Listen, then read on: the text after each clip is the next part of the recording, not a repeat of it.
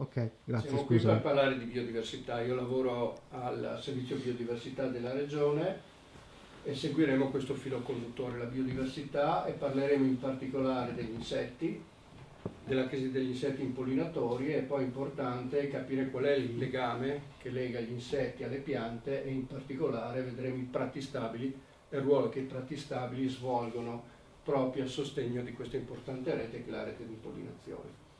Allora, giusto per andare via veloci, perché poi il tempo non è tantissimo, vediamo quali sono i legami tra le piante e gli insetti. Anticamente si diceva le piante utilizzavano soprattutto il vento, poi quando il clima è cambiato per tutta una serie di ragioni geologiche, eccetera, i continenti si sono divisi, vi è stata una maggiore influenza degli oceani, il clima è diventato più umido, più oceanico, ha risentito appunto anche di tutta una serie di trasformazioni, e quindi il clima è diventato via via più piovoso. Voi pensate che questo polline molto leggero che viene liberato, questo è un fiore, è una graminacea, anche se non ha i petali, non eccetera, questo è un fiore, però utilizza come sistema di fecondazione il vento.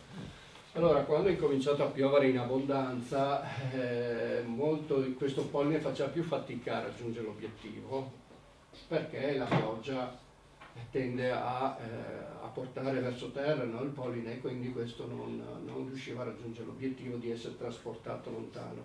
Quindi accanto a comunque questa strategia che rimane tuttora valida, perché ancora oggi molte piante utilizzano il vento, si è sviluppata pian piano l'altra strategia che utilizza altri vettori. Quali sono gli altri vettori? Appunto sono gli animali. Allora, per riconoscere una pianta a fecondazione anemofila da una che utilizza per esempio gli insetti a fecondazione entomofila è molto semplice. Tutti i fiori che devono in qualche modo attrarre sono vistosi, quindi se un fiore è bello ed è particolarmente attraente è perché deve attrarre qualcuno, se invece non ha niente è perché non ha questa necessità. Quindi diciamo che tutti i colori che vedete, le forme, hanno questa strategia, quella di attirare gli insetti. Vedete, è molto interessante vedere come alcuni di questi fiori funzionano come vere e proprie insegne luminose, un po' come le insegne dei negozi, o come piste di atterraggio. Vedete, ci sono proprio delle linee che convergono verso il centro e attirano l'insetto proprio nel punto dove viene prodotto il polline ed il nettare. Ovviamente questo è un sistema di coevoluzione, no? Cioè si sono evoluti parallelamente piante ed insetti. Qual è stato il vantaggio da parte degli insetti? Di andare sui fiori a nutrirsi, no? Inizialmente si nutrivano delle piante e ovviamente nutrendosi e spostandosi di fiore in fiore, cosa facevano? Davano un contributo alla fecondazione. Ecco che questo tipo di sinergia ha fatto sì che le piante sempre più cercassero di attirare gli insetti producendo polline e nettare, che è una sorta di una specie di compenso che versano dagli insetti, in modo che questo poi dopo sia attratto, abbia un'utilità, a frequentare il fiore, e in questo modo si ottiene da una parte il nutrimento, dall'altra parte la fecondazione. La fecondazione quindi per molti fiori dipende esclusivamente dagli insetti. Okay. Qui ci sono alcuni esempi, c'è un'orchidea, ci sono molte orchidee selvatiche presenti nei prati, quindi non è raro vedere le orchidee, però le orchidee sono presenti solo in alcuni tipi di prati stabili, prati protetti, quelli che vedremo hanno alcune caratteristiche. Questo è uno dei classici esempi che fa vedere qual è il livello di dipendenza, che a volte è molto stretta, che esiste tra piante ed insetti. Guardate, questo è un Aophrys. Qual è la sua strategia? Quella di imitare l'insetto impollinatore. Se voi la vedete da lontano assomiglia a un imenottero, quindi ha questa forma del labello che vedete ha sia il colore ma anche la consistenza, la pelosità dell'addome dell'insetto, e quindi da lontano imita l'insetto. L'insetto cosa fa? Viene attratto e si accoppia letteralmente con il fiore, così facendo si sporca di polline. Naturalmente rimarrà un po' deluso perché scoprirà ben presto che non si sta accoppiando con la femmina della propria specie, e quindi andrà a visitare un altro fiore e farà altri tentativi.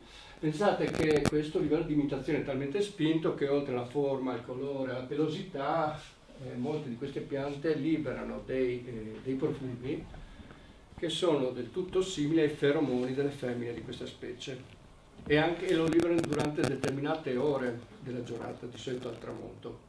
E quindi l'insetto maschio è attratto anche a livello chimico dal fiore. Capite qual è il livello di coevoluzione e di legame che lega gli uni agli altri. Questo per dire, se scompare una determinata specie, quel fiore, scompare, si estingue anche l'insetto che è legato a questo fiore e viceversa.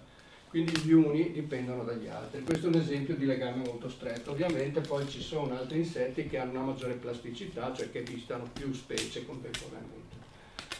Questo per dirvi insomma qual è l'importanza del legame che lega gli uni agli altri e cosa significa tutelare gli impollinatori. Significa anche tutelare molte specie botaniche e viceversa, cioè tutelare i prati significa anche tutelare gli insetti che poi hanno un'utilità anche per l'uomo.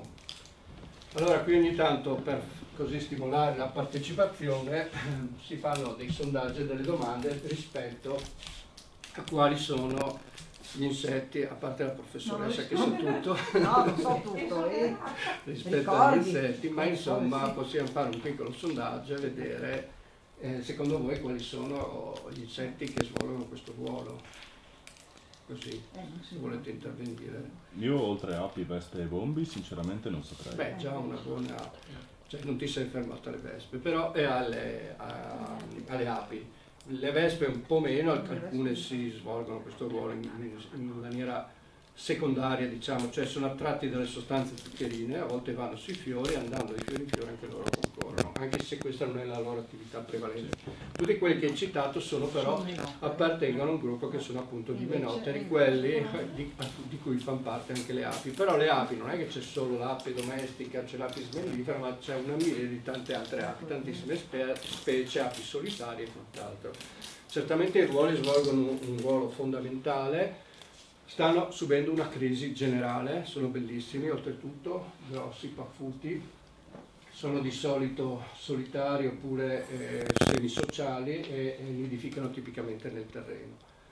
Sono in forte regressione così come tanti altri insetti. Poi, visto che abbiamo parlato solo di menotteri, qualche altro ordine o gruppo o famiglia, sì, ditteri. Che vengono attratti dalle puzze di fiori. Sì, poi ci dipende, ci sono anche il genere Arum che ha questa strategia di liberare delle sostanze maleodoranti che attraggono alcuni insetti ditteri, che sono sostanzialmente le mosche, e che quindi sono attratti da queste sostanze, cadono all'interno di questo imbuto, ci sono dei peli.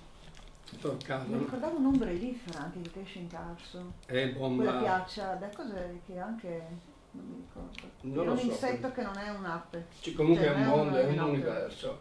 Allora adesso ve li presento io se non vi vengono in mente, giusto per dire quali sono questi insetti impollinatori. Ovviamente, giustamente le api, che però non è solo apis mellifera, cioè l'apis che viene anche allevata, ma ci sono anche le api solitarie o semisociali, eccetera, eccetera. Ci sono veramente centinaia di specie. Questo perché lo dico? Perché l'ape domestica è un po' come, che ne so, la vacca da latte, mi viene da dire, cioè nell'ambito della fauna degli insetti sono insetti allevati dall'uomo e sono fortemente anche condizionati dall'uomo, per cui svolgono una funzione utile, però è molto più importante anche tutelare le cosiddette specie completamente selvatiche. Non è che non ci sia anche l'apis mellifera selvatica, però è diventata talmente rara perché è difficile trovare l'apis mellifera che va per esempio a nidificare nei boschi, a costruire queste arnie nei boschi. Solitamente vengono queste arnie allestite dall'uomo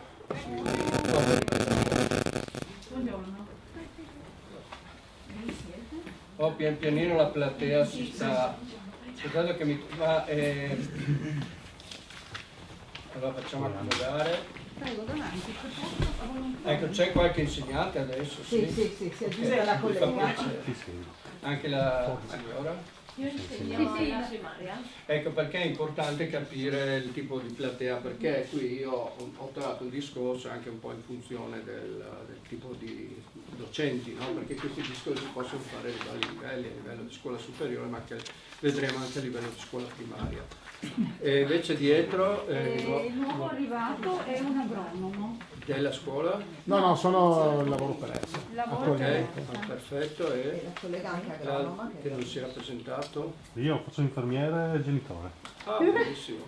Abbiamo socio, il nostro socio, tesoriere. Abbiamo una grande rappresentanza dei vari mondi che ruotano attorno a questo interesse che c'è sicuramente per la biodiversità. Ecco, quella invece è un'osmia, è un'ape solitaria, il bombo, tutti questi sono imenotteri, no? Quelli che ha citato giustamente, anche questo è un imenottero. E poi abbiamo ovviamente i lepidotteri, conoscete tutti le farfalle. È importante, come vedremo, ci sono insetti come le farfalle che trascorrono parte della loro vita adulto proprio sui fiori, però nella parte larvale, cioè da bruco, trascorrono il loro tempo sulle foglie degli arbusti, degli alberi, e quindi sono spesso dei defogliatori anche, no? Però hanno bisogno di questo e di quello, quindi del prato ma anche di altri elementi che circondano il prato. Scusa, posso dire una cosa? E c'hai anche la foto della legnaiola? Della legnaiola non ce l'ho perché ce ne sono talmente tanto, però sicuramente dopo, magari quando parleremo delle Pax Hotel, vediamo anche un po' questi aspetti. No, sai perché? Perché qui nel Norto Fiorito c'è una frequenza della legnaiola che poi fanno la spola. Che è quella grande, no? Ecco, vedete questa che cos'è? A proposito di quello che diceva la professoressa. È un dittero, anche se sembra, non sembra, sì. Anche se sembra, perché imitano. E c'è un fenomeno di mimetismo apossematico, si dice, cioè che cosa fa questo insetto? Questo è un impollinatore, però è una mosca di fatto, però imita gli imenotteri. Perché imitare gli imenotteri, in particolare le api e le vespe? Perché questi sono insetti che sono muniti di pungiglione, cioè di mezzi offensivi, e quindi sono molto temuti dagli altri insetti, anche dagli uccelli che se ne nutrono. E cosa fa furbescamente questo? Si limita a imitare un insetto pericoloso. Lui in realtà è innocuo, però quei colori, quelle bande gialle e nere, subito vengono riconosciute come segnali di pericolo da parte dei potenziali predatori. È una forma di mimetismo che serve per ingannare i propri nemici. Anche questo è simpatico, guardate, questo invece è un dittero che sembra più a un bombo, perché c'è questo corpo peloso, un bombilide si chiama, ed è molto particolare. Guardate come si distinguono gli imenotteri dalle mosche, che le mosche hanno un solo paio d'ali trasparenti, il secondo paio è trasformato in bilancieri, cioè sono delle piccole strutture a forma di clava che servono all'insetto per librarsi nell'aria, cioè avere un certo equilibrio, tant'è che i ditteri, a differenza degli imenotteri, riescono a rimanere sospesi nell'aria. Sono bellissime anche certe foto che si fanno dei ditteri, rimangono sospesi come i colibrì davanti al fiore. Gli imenotteri non riescono a fare questa cosa. E poi abbiamo i coleotteri bellissimi, tanto per dire la famiglia a cui appartengono i maggiolini, le coccinelle, eccetera, eccetera. Cosa hanno questi? Hanno un paio di ali superiori che copre il dorso, che sono le elitre, che sono induriti, e sotto a quelle elitre, quando l'insetto vuole volare, le alza e sotto ci sono le ali membranose, ok? Quindi il primo paio d'ali di protezione, il secondo per volare. Anche questi svolgono un ruolo fondamentale. Alcuni di questi passano tutta la loro vita sui fiori, o gran parte della loro vita sui fiori. E poi ne abbiamo tanti altri. Questa è una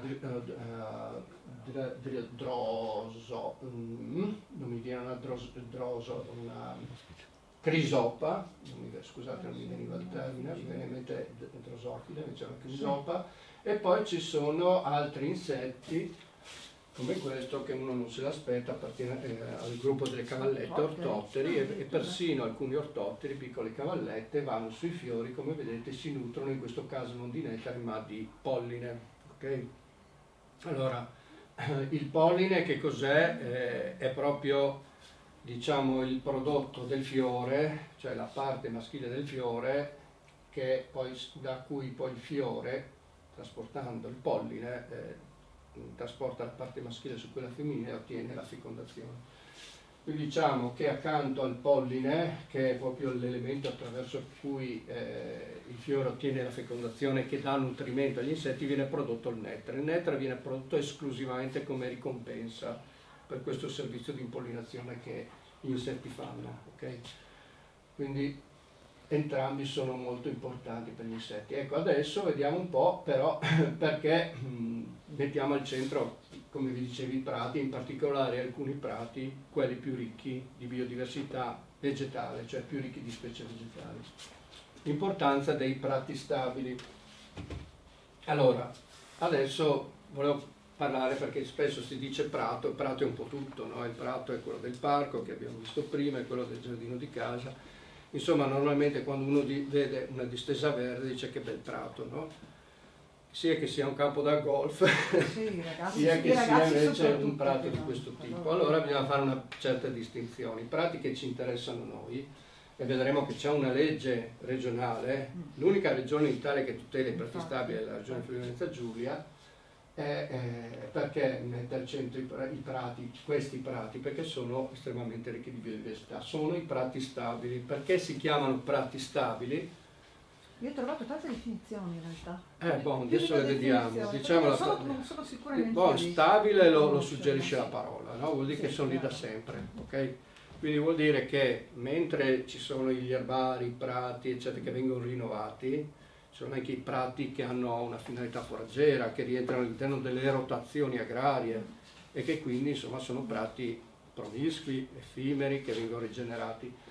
I prati stabili anche a livello agricolo sono quelli che non vengono mai arati e quindi ci sono casi di prati che non hanno mai visto l'aratro o per secoli non hanno mai visto l'aratro, perché su questi prati, soprattutto nell'antichità, si faceva il pascolo o lo sfalcio. Pensiamo ai magredi, adesso ci arriviamo.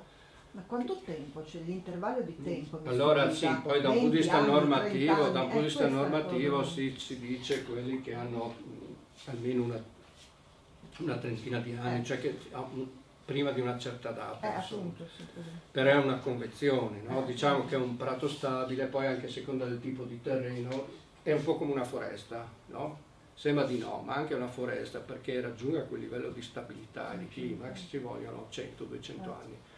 E spesso questo succede anche ai prati. Io adesso non so dirvi una data, però si parla dell'ordine anche dei 100 anni. Certo. No, perché parlo di questo? Perché ogni tipo di prato è legato al tipo di terreno e quindi spesso per formarsi quel tipo di suolo come quello dei magredi ci vogliono secoli, e solo in quel momento che quel tipo di associazione va a colonizzare quell'habitat, e quindi suolo e prato stabile sono un tutt'uno. Ecco perché per generare un prato di questo tipo ci vogliono spesso secoli, perché noi adesso parleremo anche dei ripristini che noi abbiamo fatto. Abbiamo ripristinato, tra virgolette, un prato, ma nel senso che abbiamo avviato il ripristino, ma perché si venga a ricostituire quel suolo ci vogliono veramente decine di anni. Scusa, ti fermiamo un attimo perché c'è bisogno di fare il collegamento che non siamo riusciti prima con... Allora intanto facciamo un dibattito. Classica, non può essere. Sì, con le persone che sono a casa, anche a Maggiore. Sì, prato stabile. È un prato stabile là dove non è mai stato arato, perché anche lì ci possono essere i prati, quelli che vengono segnati, ma normalmente la landa, quella che difficile, un po' come i magredi, sono terreni che non sono mai stati, anche perché proprio la natura, ci sta. Esatto, la natura stessa di questo terreno sassoso, impervio, irregolare, ostacola le attività agricole, e quindi lì si è formata proprio questo tipo di paesaggio, che è un paesaggio di prati stabili, appunto, che non sono mai stati manuessi, così come è avvenuto nei magredi. Perché i magredi sono conservati, lo vedremo dopo, per una serie di ragioni sia naturali che storiche. Però l'importante è che capiate subito la differenza tra un prato stabile e un prato di un altro tipo, perché vedremo che i prati stabili sono appunto quelli più ricchi di specie di biodiversità e quelli per cui la regione svolge questa azione di tutela. L'azione di sfalcio può essere prevista in un prato stabile? Sì. Certamente sì, adesso ci arriviamo, anzi non solo è prevista ma è determinante, cioè, anzi è fondamentale, perché perché i prati a livello ecologico rappresentano sul anello una tappa di un lungo processo evolutivo, cioè un prato per sua tendenza tende a evolvere verso qualcos'altro, mentre la foresta è una formazione climax, cioè rappresenta il punto d'arrivo di questa serie ecologica. Il prato rappresenta una tappa intermedia, una delle prime tappe, diremo. Questo lo vedete quando lasciate un prato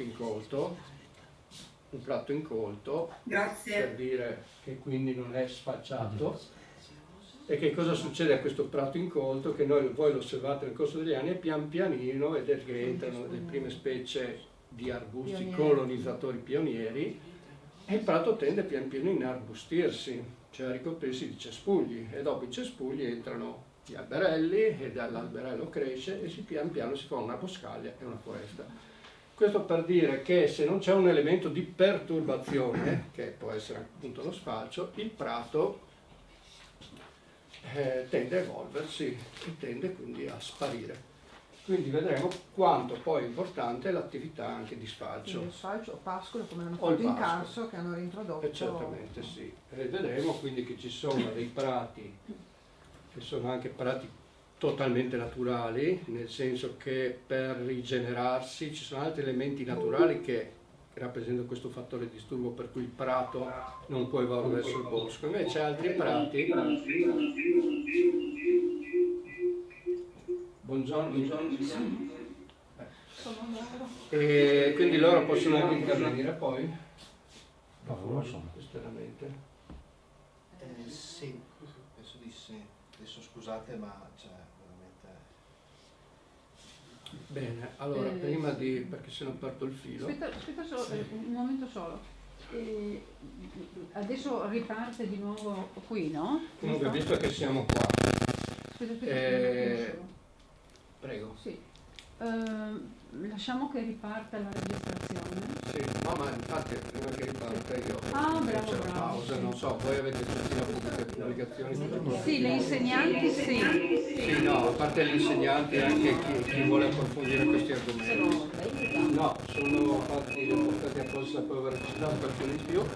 Comunque, siccome quando parliamo di prati stabili, in particolare in Friuli, noi abbiamo questi prati stabili che sono i prati magredili, e noi parleremo proprio di questo progetto dedicato ai magredi, abbiamo una pubblicazione in cui ci sono molti dei contenuti che io sto spiegando. Questo si chiama Magredi ritrovati e parla di questo progetto di recupero dei magredi e dei prati stabili svolto dalla regione. È molto interessante, non ce n'è uno in più, ma però ho altre pubblicazioni. Questo è più per gli insegnanti. Io, pensando di avere una platea di insegnanti, ho portato soprattutto questa, è una pubblicazione che serve per spiegare l'ambiente dei magredi ai ragazzi, quindi è più una pubblicazione per le insegnanti. Come è stata strutturata? È stata strutturata in 3 parti. C'è una parte introduttiva. Allora, innanzitutto sono proposto una serie di attività da svolgere sia in aula che all'aperto. È divisa in 3 parti, una parte fisica, perché per spiegare, come vi dicevo, i prati bisogna partire sempre dal suolo, cioè dalla parte fisica, e quindi qui si parla nella prima parte di suolo dei magredi. C'è una parte a metà, insomma, diciamo la seconda parte è dedicata al mondo delle piante, e infine l'ultima parte è quella dedicata al mondo degli animali, quindi insetti, quindi sia, diciamo, animali invertebrati che poi gli animali cosiddetti superiori, mammiferi, uccelli, che sono la parte che attrae sempre di più i ragazzi. E qui se c'è qualcuno che ha, insomma, anche voi, se volete svolgere attività, secondo me può essere interessante, stimola l'osservazione delle piante e degli animali. Ci sono una serie di attività che, a seconda del tipo di classe, di range di età a cui si rivolge, sono contrassegnate con una stellina. Quindi una stellina significa un'attività molto semplice per i bambini delle elementari, 2 stelline ragazzi delle medie, 3 stelline quindi ragazzi delle scuole superiori. Quindi se volete c'è anche qui. Non ce l'avete? Allora questo è importante. Però è legato a questo specifico ambiente che è quello dei prati magri, di cui però anche la landa fa parte. Allora vediamo un po' l'importanza dei prati stabili. Allora, i prati stabili sono quei prati ricchi di biodiversità vegetale, tante specie vegetali a cui sono legate altrettante specie animali, quindi sono importanti perché svolgono tanti servizi ecosistemici. Quali sono i principali servizi ecosistemici che svolgono? Beh, sono un rifugio, è un luogo di nidificazione per la fauna. Quando parliamo rifugio e luogo di nidificazione avrei dovuto mettere anche nutrimento, si parla sia di insetti, quindi piccoli animali, ma anche di grandi animali. Pensate a tanti uccelli o anche altri animali che proprio nidificano sui prati. La quaglia, l'odola, abbiamo l'occhione che è un po' il simbolo dei magredi. Ci sono anche le albanelle, che sono questi uccelli rapaci che sono dei predatori e che vanno a nidificare nascosti nell'erba alta. La gallina partaiola che non l'abbiamo però noi, però insomma anche questo è un tipico uccello delle praterie, insomma ce ne sono veramente tanti più o meno noti. E poi ci sono, pensate anche la lepre fa queste cove nelle cavità, però sempre nei prati, tante volte se non si sta attenti si possono in primavera anche addirittura pestare, no? Quindi insomma nei prati ci sono veramente tanti animali, poi i caprioli che hanno bisogno dei prati, come sono tipici animali che frequentano gli ambienti di margine, cioè hanno bisogno sia degli ambienti di foresta, di cespugliati dove si rifugiano, poi nei prati si vanno a nutrire. Insomma, i prati sono l'habitat elettivo degli erbivori cosiddetti, che sono veramente tanti. E poi importantissimo sono una risorsa biogenetica. Cosa significa? Siccome sono il luogo di conservazione della biodiversità, si possono considerare una sorta di banca biogenetica dove si conservano tante specie che, spariti i prati stabili, spariscono anch'esse, no? Quindi sono una banca da cui anche attingere il seme, vedremo, molto importante. E poi sembra di no, ma svolgono una funzione molto importante anche per il sequestro del carbonio, perché a differenza delle aree coltivate che per una parte dell'anno, no, non sono ricoperte da vegetazione, c'è sempre un periodo in cui i campi sono arati, sono mossi, eccetera, eccetera, mentre il prato per 365 giorni all'anno ricopre questa superficie e quindi, essendo ovviamente tutte queste piante fotosintetizzanti, offrono un contributo fondamentale anche alla cattura del carbonio che viene immobilizzato nel suolo. E poi, importante, l'ho messo in rilievo, il ruolo dell'impollinazione, l'abbiamo visto prima. A proposito del livello di interconnessione che esiste tra i prati, spesso è tutto ciò che li circonda, per esempio le siepi. Abbiamo detto che alcuni insetti si nutrono nei prati, però poi utilizzano la siepe per svolgere una parte del loro ciclo vitale, quindi per esempio quando sono larve, quando sono giovani gruppi, pensiamo dei piloti. Questo per farvi vedere che attorno ai prati, vedete lì, ci sono tanti animali, tanti piccoli. La cosa più importante è capire come esistono sempre dei rapporti relazionali di legame che legano gli uni agli altri, quindi ognuno è un tassello di una rete fitta che si chiama rete di alimentazione. Ecco, adesso arriviamo a qualche sondaggio, una domanda, così per tenere sempre viva l'attenzione. Quante specie di piante a fiore in termini percentuali dipendono dagli insetti? Ci sono proprio dei dati per dire, che poi vi mostrerò, però così potete buttare lì dei numeri, anche a livello mondiale qual è la stima del valore economico del servizio di impollinazione. Un po' difficile per non può buttare lì dei numeri, però diceva 4 anni siamo spacciati, sì, appunto. non sarà proprio così. Esatto, però questa cosa una colazione senza lapi. Bravissima, poi dopo farò vedere un video anche per Parliamo cui insomma ve li do io subito i dati perché effettivamente sono abbastanza impressionanti, cioè circa il 90% delle piante selvatiche a fiori dipende dagli impollinatori per riprodursi, ok? Cioè le piante a fiore, perché producono anche il 90%, le piante a fiore sono praticamente quasi tutte le piante, a parte le ciliegine, insomma, no? Quindi le piante a fiore sono anche dire le granacce che dipendono dal vento, però la stragrande maggioranza dipende dal 75% delle colture agrarie dipende dall'impollinazione operata dagli animali, il 35% okay, è svolta dagli insetti, perché non ci sono solo gli insetti perché svolgono questo importante ruolo, ma se pensiamo a tutto il mondo ci sono uccelli, i colibrì pensiamo, ci sono pipistrelli, ci sono tantissimi animali che concorrono, però il 35% è svolto dagli insetti. Da noi questa percentuale è ancora maggiore, dico, nei nostri figli e nel nostro paese. La produzione agricola mondiale, che dipende dall'impollinazione, ha un valore economico stimato in circa, queste sono cifre enormi, insomma 600 miliardi quasi di euro all'anno, quindi su scala europea sono 22 miliardi, 3 miliardi, insomma, per dire che gli economisti si sono messi lì anche a quantificare il valore economico dell'impollinazione, per quello che si parla di servizio ecosistemico, perché questi sono servizi economici che la natura ci offre gratuitamente e che però non vengono quasi mai quantificati, e quando noi creiamo un danno ambientale spesso non ci rendiamo conto di qual è il danno economico che produciamo. Quindi direi che queste cose, anche per esempio all'interno di un istituto agrario, anche con i ragazzi, sono tutte cose da sottolineare perché sono estremamente importanti, cioè non ci si rende conto di quanto sono importanti. Allora, quindi, come aveva già anticipato anche la professoressa, senza gli impollinatori tutti gli habitat entrerebbero in crisi i prati, però entrerebbero in crisi anche le colture agrarie. Questo è un aspetto molto importante, quindi perderemo molti frutti, semi, verdure, gran parte di tutto quello che noi andiamo a acquistare in supermercato in termini di frutta, verdura e quant'altro non lo potremo avere.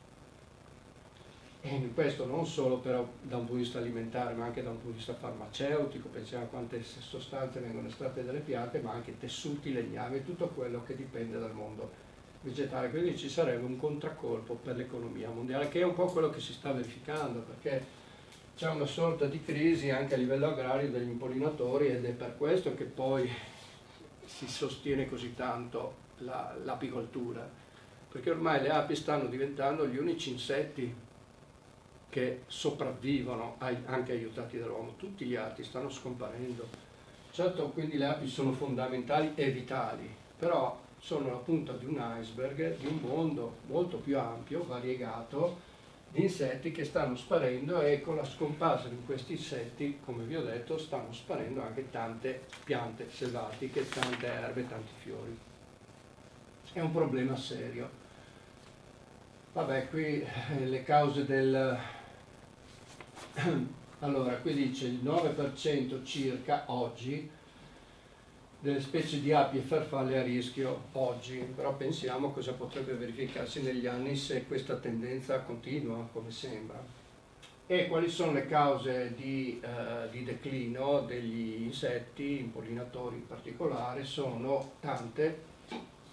Io ho messo in primo piano la distruzione degli habitat, perché effettivamente voi pensate a, così a volo d'uccello, immaginare e vedere la nostra pianura, no? La nostra pianura padana ormai, se noi ci spostiamo da Milano in qua o in là, e soprattutto lo vediamo di notte, è una grande distesa di luci, e tant'è che si può definire una grande città diffusa. Quindi sono spazi che l'urbanizzazione sottrae agli ambienti naturali, però se noi vediamo anche le campagne spesso sono luoghi coltivati a livello intensivo, a livello industriale, quindi sono distese di monocolture, dove trovare una fascia fiorita, un margine inardito con presenza di specie selvatiche è diventata una cosa rara. E quindi questo è uno dei principali problemi, cioè la distruzione degli habitat. Com'è? C'è il terzo paesaggio nel rifugio. C'è il terzo paesaggio. Che sarebbe? Quello di Girclamante, che sostiene che c'è un certo tipo di specie si vanno a rifugiare nei controlli stradali, in tutti gli spazi, nei campi dietro casa. Questo succede, cioè c'è questo fenomeno, per semplificare, anche dell'urbanizzazione, per cui tanti animali selvatici si trovano un rifugio nelle città e paradossalmente sta succedendo questo, me lo dicono alcuni entomologi, che a volte si trovano più insetti nelle periferie urbane che non in campagna, perché in campagna è tutta una gran monocoltura ed è tutto trattato a livello anche antiparassitario, no? Quindi gli insetti, almeno in città, non si buttano certe sostanze e trovano un rifugio. Però questo non è che ci consola molto, pensare che le campagne stanno diventando un luogo più che di vita, stanno diventando un luogo in cui prevale la semplificazione. Ovviamente, quindi accanto alla distruzione dell'habitat c'è l'inquinamento dell'aria, dell'acqua, del suolo, l'agricoltura, i fitofarmaci, i pesticidi e quant'altro. Ovviamente non tutte le campagne sono uguali, per fortuna ci sono le campagne delle aree collinari, delle aree perimontane, per esempio ancora ben conservate, per non parlare della montagna, però se noi entriamo nel cuore della pianura padana e vediamo un paesaggio, io non ho qui un'immagine che avevo in una pubblicazione, vabbè, però noi vediamo che i paesaggi della monocoltura che troviamo nel cuore della pianura padana, e se li confrontiamo con altri paesaggi della monocoltura che si praticano su altri continenti, vedremo che tutti questi paesaggi si assomigliano. Sono paesaggi in cui c'è una specie di deserto verde, di cemento verde, direbbe Poldini, e tutti questi ambienti di continenti diversi sono privi di identità perché sono tutti simili, così come sono tutte simili le periferie urbane, perché se uno va, che ne so, alla periferia di Milano o di, che ne so, Dubai, Tokyo, tendono a essere un po' tutte uguali, le periferie, i centri magari si distinguono. Allora, per esempio Calcutta, noi andiamo, le periferie si assomigliano tutte, cioè sono luoghi privi di identità. C'è questo fenomeno della globalizzazione che cancella proprio l'identità del territorio, che è fatta di anche molto, soprattutto di biodiversità. Poi ci sono ovviamente i cambiamenti climatici, anche questo è un problema. Legato ai cambiamenti climatici c'è il discorso dell'invasione delle cosiddette specie aliene. È un problema poco percepito, ma in realtà molto grave, perché ogni anno compaiono, da un punto di vista agrario penso che la professoressa lo sappia, ogni anno quasi compaiono nuove specie provenienti da altri continenti, che sono state introdotte dall'uomo, favorite anche dagli spostamenti, e queste specie che vengono introdotte in ambienti nuovi spesso non hanno dei concorrenti, non hanno dei predatori che trovavano nell'ecosistema da cui provenivano, e quindi tendono a proliferare e a dare luogo ad esplosioni demografiche per cui diventano un problema. Allora c'è la zanzara tigre, quello lo conoscono tutti perché la zanzara tigre va a pungere gli uomini, però come c'è la zanzara tigre ci sono tanti insetti anche nocivi in agricoltura che attaccano alcune specie senza forestali, c'era la cimice, quella verde, insomma, che ha anche creato. E insomma ogni anno c'è una agronoma, si occupa di entomologia agraria, ecco. Lei conosce meglio di me questi aspetti. Sì, se vuole citarne alcune emblematiche, magari così per marcarsi la memoria, insomma ogni anno ce n'è uno, c'è quella del mais, no? Anche la piralide, no? Si può, la piralide, anche quella è stata introdotta però in epoca antica, la diabrotica appunto del mais, anche quella sono un problema. Poi anche a livello per esempio di verde. Il rosso con il curculionide, no? Sì, quella proboscide, come si chiama? Il curculionide si chiama il punteruolo delle palme che ha distrutto tutte le palme a Palermo. Noi negli ipocastani, non so se avete notato, gli ipocastani bellissimi, se voi vedete da giugno in poi diventano tutti, sembrano bruciati proprio perché c'è una specie nuova, la cameraria, che c'è ormai nuova da qualche, sì, ormai una decina d'anni, se non di più, si chiama cameraria, va proprio tra la lamina fogliare, che costruisce delle gallerie, divora tutto il mesofilo fogliare e le dissecca. È un bruco di una farfallina introdotta anche questa e non c'ha un nemico. Diciamo che gli ipocastani se la cavano fino a giugno, poi si seccano, però dai domani tendono a deperirsi, a malarsi, poi tendono a indebolirsi proprio, quindi questo è un problema grossissimo. Naturalmente l'uomo fa attenzione agli aspetti più eclatanti, quelli che lo disturbano di più, però c'è un mondo di specie aliene che sta devastando interi ecosistemi. E quindi questo è un altro aspetto, vengono veicolate dall'uomo ma anche favorite dai cambiamenti climatici. Pensiamo al granchio blu. Il granchio blu perché si sta diffondendo? Perché i nostri mari si stanno tropicalizzando, si stanno scaldando, quindi insomma sono problemi enormi su cui, e questo va a interferire anche con mettendo in crisi alcuni insetti tipici, autoctoni, tipici delle nostre zone. Allora, conoscete qualche iniziativa della Regione a favore dei prati stabili? Se sì, quali? E perché spendere tanti soldi in iniziative a favore dei prati stabili? Vabbè, questo forse la risposta ci viene già data perché l'ho suggerita. Un progetto, lo sta guardando il collega dell'ERSA, è quello dedicato ai magreti che si chiama Life Magret Grasslands, che ha messo al centro proprio i prati magri. Perché spendere tanti soldi? Perché abbiamo visto che a volte quando si investe su queste iniziative i benefici indiretti sono enormi, perché spesso si spende molto di più a riparare i danni che non a fare prevenzione cercando di ripristinare dei luoghi salubri, perché non si rende conto e non si riesce sempre a quantificare, per esempio, quant'è il valore economico del servizio di impollinazione. Ecco, infatti questi sono 3 progetti tutti dedicati ai prati, sono 3 progetti LIFE. Cosa sono i progetti LIFE? Praticamente l'Unione Europea mette a disposizione fondi per sostenere la biodiversità, per farla semplice, tant'è che tutti gli Stati membri della Comunità Europea hanno aderito, dell'Unione Europea adesso si dice, hanno sottoscritto la direttiva Habitat e la direttiva Uccelli. Sono tutte direttive che si occupano di biodiversità. Noi siamo servizio biodiversità e ci occupiamo in particolare di questo. È stata costruita la rete Natura 2000, non so se ne avete sentito parlare, che sono una serie di aree protette che sono i luoghi deputati alla conservazione degli habitat rari. Habitat sono sostanzialmente ecosistemi, per habitat sono associazioni particolarmente vegetali, perché le associazioni vegetali poi vanno a sostenere tutte le comunità, quindi ci sono i prati magri, le foreste fluviali, ci sono gli ambienti perilagunari, ci sono gli ambienti di risorgiva, eccetera. C'è proprio un elenco di habitat e tutti questi habitat sono tutelati all'interno della rete Natura 2000, che sono queste aree dedicate proprio alla conservazione della biodiversità. L'approccio non è più crea un parco qua, un parco là, ma cercare un sistema integrato di aree, perché è molto importante creare la rete, cioè che questa biodiversità venga salvaguardata in toto. Allora, questi 3 progetti sono tutti e 3 dedicati in maniera diversa ai prati. Il primo si chiama Life Really Fence, è il primo progetto che ha seguito il mio servizio.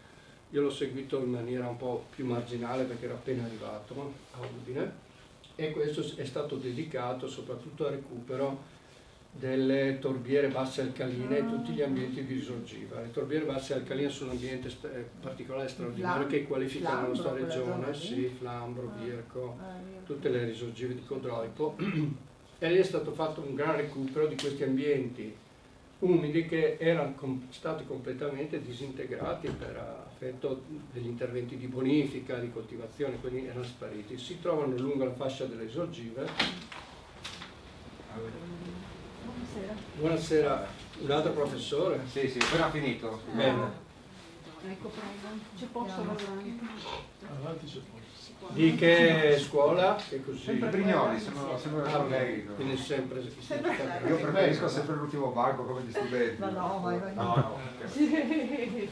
Vabbè, allora Life Really Fence è dedicato a 3 tipi di ambienti prativi, chiamiamoli così, cioè di specie erbacee che gravitano attorno alla zona delle risorgive. Sono i prati umidi, le torbiere basse alcaline e i cladieti. I Cladium mariscus, che è praticamente il falasco, che è quella pianta che se voi la toccate il margine è tagliente, proprio lì tagliate il margine. E questa cresce proprio immersa nell'acqua e si trova proprio nei fontanai, in quelle zone che sono perennemente allagate, che si trovano nella fascia delle risorgive. Sono un habitat di interesse comunitario prioritario, quindi estremamente raro. E lì è stato fatto un gran lavoro, proprio è stato scavato il terreno perché erano stati bonificati, no? E quindi cosa si è fatto? Si è scavato il terreno in modo da riportarlo come era anticamente a livello dove l'acqua emerge, cioè quindi si è scavato fino a raggiungere il livello della falda freatica superficiale. E quindi perché cosa succedeva una volta? Quando c'era una depressione si buttava il terreno in modo che...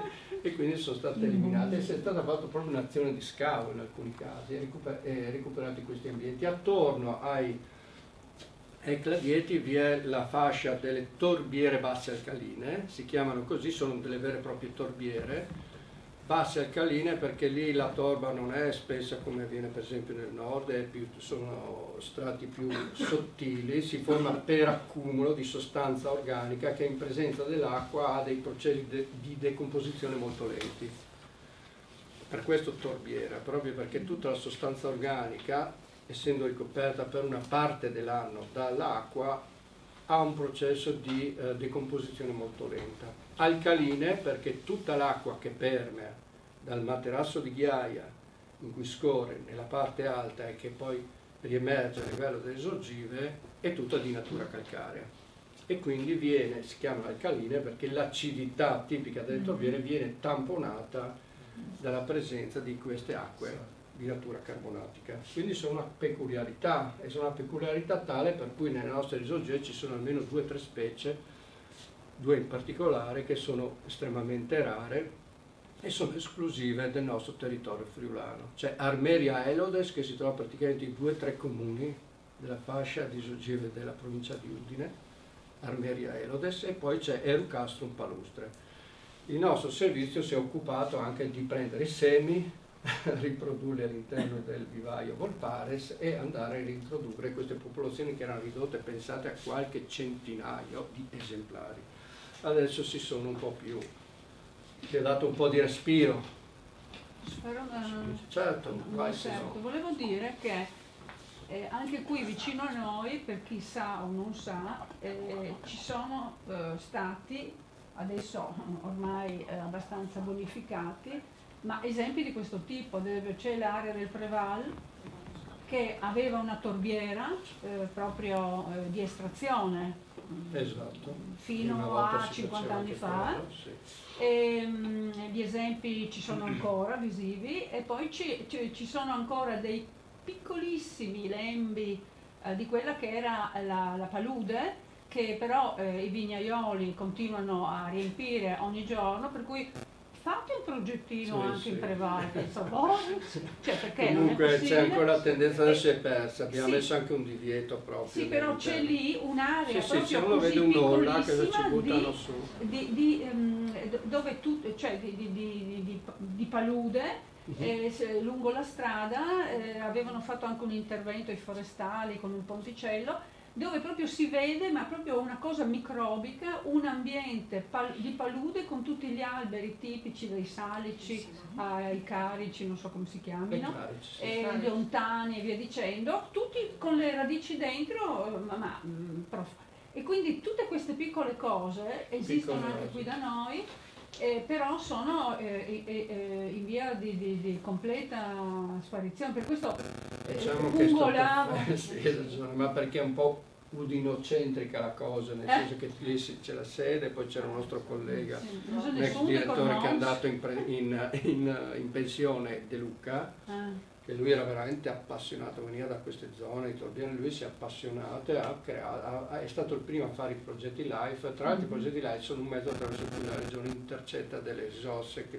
l'Unione Europea mette a disposizione, che se non ci facciamo avanti sono risorse che perdiamo, cioè spesso si parla anche della scarsa capacità di spesa, no, che hanno soprattutto l'Italia. Noi siamo un po' un servizio virtuoso perché abbiamo intercettato risorse, attraverso queste risorse abbiamo mantenuto e recuperato ambienti naturali, quindi senza andare a incidere, per dire, totalmente sul bilancio regionale, ma facendoci dare un grande contributo anche dalla comunità europea. Comunque, se posso dire sul Preval, no? Noi come scuola abbiamo un vigneto in Preval, dei posti peggiori dove si può mettere la vigna. Esatto, è vero. Sì, certo, no? È biologica, Sì, sì, come è è noto le vigne crescono bene sui sassi, no? Ma perché lì è terreno di bonifica, no? Lì è stato bonificato e quindi non ha nessuna valenza. Però è la stessa regione che ha permesso l'impianto di vigneti praticamente ovunque. È la regione che ha permesso nel tempo. No, dico la regione. No, perché lo so, gli altri che dicono molte anime della nel senso che noi siamo un'anima della regione, un servizio all'interno di una struttura molto grande e spesso i servizi non sempre lavorano in sinergia, ma funzionano non sempre con i dovuti scambi e sinergia. Va bene, allora arriviamo finalmente anche ai nostri progetti un po' più recenti, che sono il progetto, qui c'è un errore, scusate.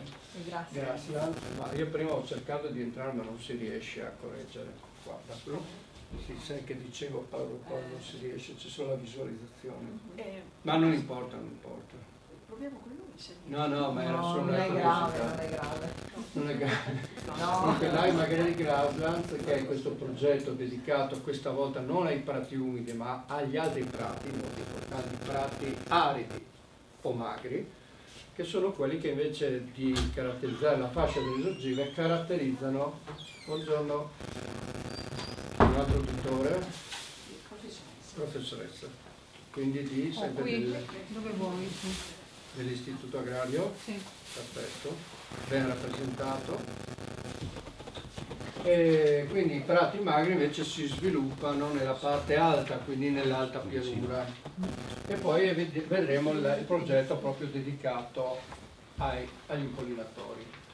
Poi tu guarda un po' i tempi come siamo. Perché... sì, allora... Sì, allora perché se no corro, no, e salto qualche cosa, vado via veloce. Certo gli argomenti sono tutti interessanti. Sì, mi serviva solo puntualizzare una cosa, se permetti. Sì. Quindi di tutti gli ambiti di cui si sono occupati questi vari progetti LIFE che hai descritto, che quindi sono cominciati circa 30 anni fa, giù di lì? Ma sì, circa, 20-25. Forse i prati stabili sono quello, tra virgolette, non lo so se sbaglio, artificioso, nel senso che ha bisogno dell'intervento umano. Adesso ci arriviamo. Sì, ecco, ci arriviamo perché lo volevo proprio affrontare questo ecco, argomento, anche un po' l'origine dei prati, perché se sono naturali o non sono naturali. Un po' l'avevo detto prima, l'avevo accennato. Che comunque i prati ci sono perché esiste un fattore di perturbazione che adesso vedremo quali sono, no? In particolare per quanto riguarda i magreti. Anzi, qui c'era la domanda prima, aspetta la risposta però perché la regione ha investito tanto sui prati, non per esempio sui boschi, no? Allora, i prati, i boschi, c'è un fenomeno di espansione del bosco. Se voi andate a vedere in montagna, i boschi si stanno espandendo. Tant'è che uno dei problemi anche della montagna è che tanti pascoli alpini e aree di sostanzialmente che un tempo erano prati adesso stanno sparendo tutti. Io mi ricordo quando ero piccolo vedevo le mie montagne, quelle del Pordenese, il Piancavallo, praticamente era tutto un grande prato. Adesso si vede come la vegetazione piano piano sta salendo e sta chiudendo tutte queste. Allora, ovviamente questa è natura che fa il suo lavoro. Ma non conseguenza però il perdono è maggiore. Certo, nessuno parla male delle foreste che sono importantissime. Però mentre la foresta si sta espandendo, quindi diciamo non ha bisogno di essere, non ha bisogno di essere particolarmente favorita perché si sta espandendo spontaneamente e i prati stanno regredendo. Perché voi vedete che c'è anche questa grande espansione anche del cinghiale che è stato anche un po' favorito dall'uomo, però anche il cervo sta arrivando in pianura, stanno i caprioli, un tempo erano rarissimi, però ovunque. Perché questi sono tutti, anche qua, sono tutti animali che gravitano attorno al bosco e con l'avanzare del bosco c'è anche questa espansione di tutti gli animali, di questa fauna. Ovviamente dietro al capriolo e dietro al cervo e al cinghiale ci sono anche i grandi predatori, l'espansione del lupo. Il lupo era sparito completamente, adesso sta progressivamente avanzando il lupo anche altri grandi predatori come l'orso, creando anche allarme, eccetera, eccetera. Non voglio affrontare l'argomento perché per dire come è tutto legato. Invece i prati, per effetto un po' dell'agricoltura intensiva, eccetera, eccetera, sono un habitat che stava completamente sparendo. Quindi è stato importante occuparci di questo come regione, perché in pianura praticamente, insomma, a parte certi luoghi, i prati stabili erano in continua regressione. Pensiamo a questi ambienti isogelati. Questi ambienti isogelati sono ambienti prativi sostanzialmente, a parte le foreste planiziali. E quindi se noi non facciamo questa azione di recupero delle torbiere alcaline, dei prati umidi, in alcuni contesti sparivano anche queste specie rare di cui ho parlato, che sono le specie endemiche legate a questi specifici ambienti. Allora, questo, come vedete, è la differenza dell'ambiente risorgiva, un ambiente aperto, questa è stata fatta nel Gandolo, sono prati stabili. Adesso vediamo le caratteristiche, che hanno questa caratteristica di avere un orizzonte molto ampio, di essere molto estesi. Cos'è, si è bloccato? Forse è stato fermo per troppo tempo. Tecnico? Non so che sia bloccato. Ma più avanti, indietro. Ecco, si era inceppato. Vediamo se riesce a tornare anche. Sì, adesso si è bloccato. Ok, sì, bene. Benissimo. Ecco, allora i magredi sono molto interessanti. Perché sono interessanti? Perché già la parola magredo, che significa prato magro, è una parola friulana, e la parola magredo la trovate solamente in Friuli. Quindi è anche un ambiente identitario che segna molto le caratteristiche del territorio che è nostro, è friulano per eccellenza.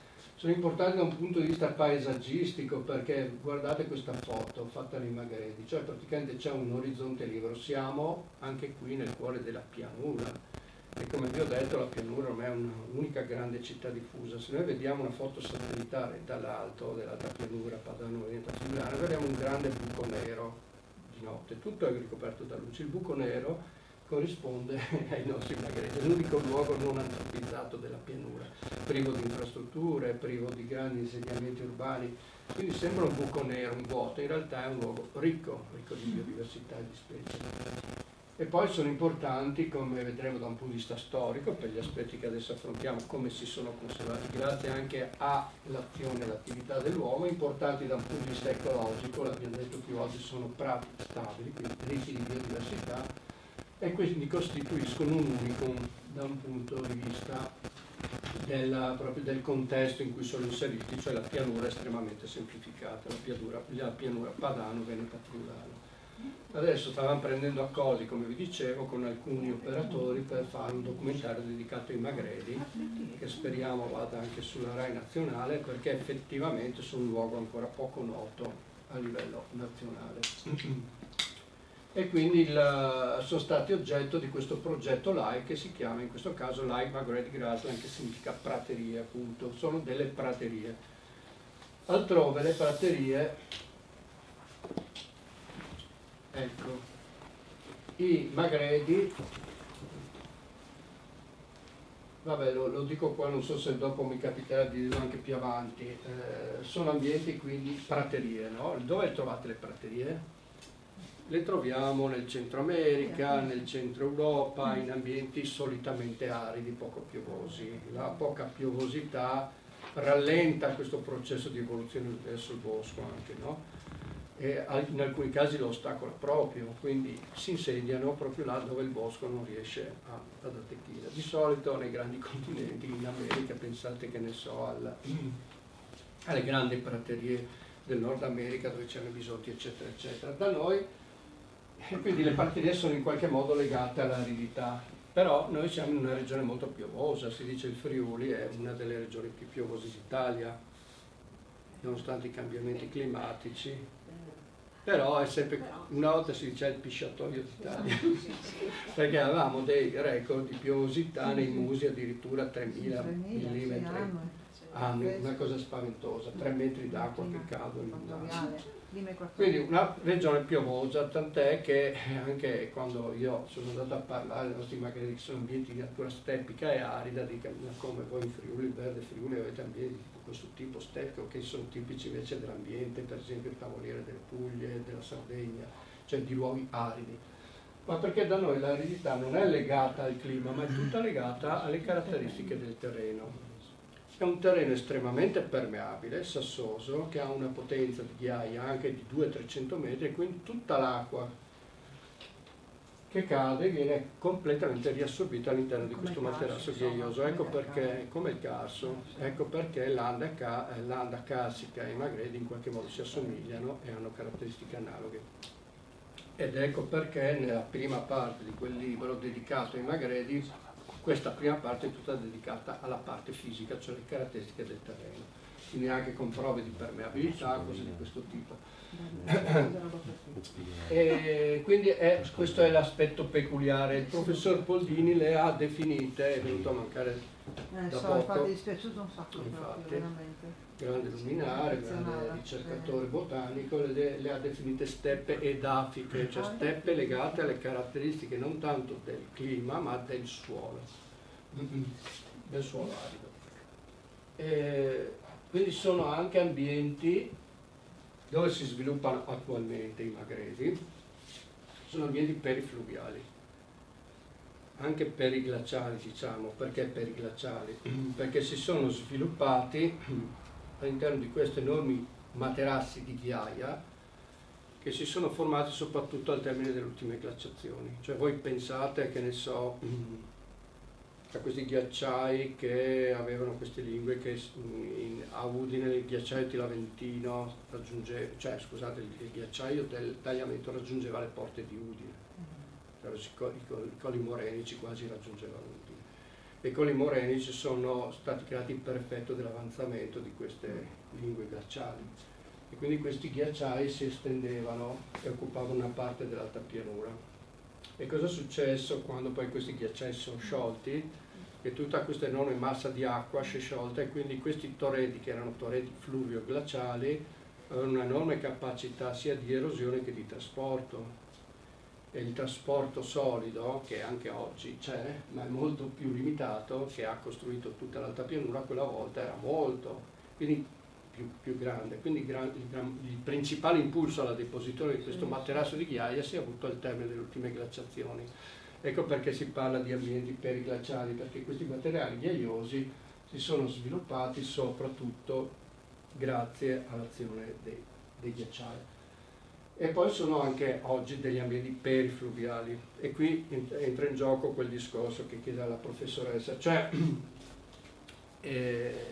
voi pensate che prima dell'avvento dell'uomo i fiumi erano liberi di divagare un po' attraverso tutta l'alta pianura, e queste alluvioni periodiche rimaneggiavano continuamente le ghiaie, e quindi questi prati ogni volta subivano questa perturbazione. E quindi c'era come una sorta di ringiovanimento di questi prati che non riuscivano mai a evolvere verso il bosco. E quindi sono ambienti legati anche al fiume e all'azione del fiume. Attualmente tutti i Magredi, non a caso, si trovano al margine dei grandi fiumi, perché mentre un tempo i Magredi si estendevano, diceva sempre il professor Poldini, in un grandioso semicerchio pedemontano, praticamente da est a ovest di tutta la regione lungo la fascia dell'alta pianura, quindi circondavano tutta la pedemontana. Attualmente si trovano soprattutto lungo i fiumi, dove c'è ancora in parte questa azione di disturbo, che però questa azione di disturbo è venuta meno nell'epoca più recente, quando i fiumi sono stati canalizzati, imbrigliati dalla presenza di dighe, eccetera, eccetera. Quindi questa azione, i fiumi non sono più liberi di divagare sostanzialmente, oppure sono liberi di divagare in maniera molto più limitata. Ok? E quindi questo per dirvi che i Magredi si possono considerare in parte naturali se andiamo indietro nel tempo, perché la loro origine è di natura naturale, però in epoca più recente, se si sono conservati, è perché a questa azione di disturbo provocata dagli elementi naturali si è sovrapposta e in parte sostituita l'azione dell'uomo.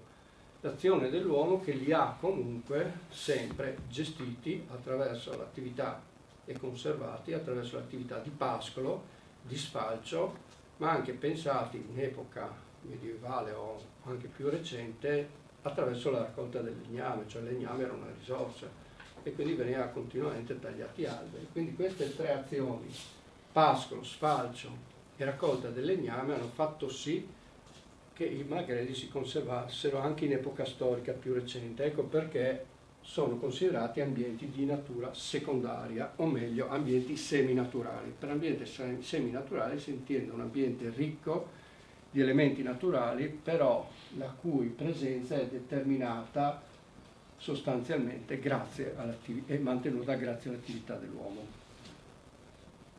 Quindi diciamo che l'attività gestionale per questo tipo di ambiente oggi diventa fondamentale. Quale tipo di attività gestionale? Quella che ho detto io prima, cioè un'attività legata a un'agricoltura di tipo estensivo, non intensivo. Però questa agricoltura di tipo estensivo, questa attività di tipo estensivo ormai è quasi scomparsa. Il pascolo ce n'è poco, lo sfalcio è caduto un po' in disuso, perché essendo pascoli magri producono, diciamo, poco fino, un fino che ha caratteristiche appunto, cioè sono poco produttivi sostanzialmente, no? E quindi spesso, mentre un tempo era una giostra, cioè anche l'ultimo del filo a erba, cioè venivano sfalciati anche i bordi delle strade, oggi è tutto il contrario, perché c'è un altro tipo di allevamento, un allevamento appunto di tipo intensivo. Quindi cioè, è cambiato un po' tutto il quadro socio-economico, cioè pensiamo anche agli allevamenti delle mucche, cioè diciamo che questi patti sono mantenuti grazie al fatto che c'erano le mucche, ogni famiglia aveva una mucca, ecco, le mucche erano animali molto rustici, facevano un lavoro nei campi, venivano utilizzati per la carne e per il latte, erano triplici attitudini si dice. Erano razze rustiche, pensate alla pezzata rossa friulana, razza ormai quasi totalmente estinta. C'è la pezzata rossa, ma la pezzata rossa friulana è sopravvissuta a quella, c'è stata anche un'azione di recupero. Questi animali, a differenza di quelli di adesso, erano in grado di utilizzare la fibra grezza e di trasformarla in latte, cosa che solo in parte le mucche oggi sono in grado di fare, perché gli allevamenti intensivi vengono spinti attraverso un'alimentazione molto forzata che è molto più ricca di concentrati, di insilati e poco di fieno, soprattutto fieno di questo tipo, cioè dei prati magri, perché ormai anche la capacità stessa del rumen è venuta meno da parte di molti animali che vengono allevati intensivamente, perché vengono forzati, è come dire, mettere a confronto, che ne so, una Ferrari che deve correre, avere delle performance incredibili, e quindi io cosa gli do alla Ferrari? Gli do una benzina molto raffinata, eccetera, mentre il trattore, a differenza della Ferrari, va a gasolio, a nafta, cioè va piano, lavora, è in grado di utilizzare anche un carburante molto poco raffinato, è lo stesso queste mucche di una volta. Ma scusi, ma si può sfalciare in tutto il periodo o soltanto dopo il 31 luglio? Come... Sì, adesso ci arriviamo anche qua. Okay. Sì, dopo c'è il discorso conservativo, eccetera, eccetera.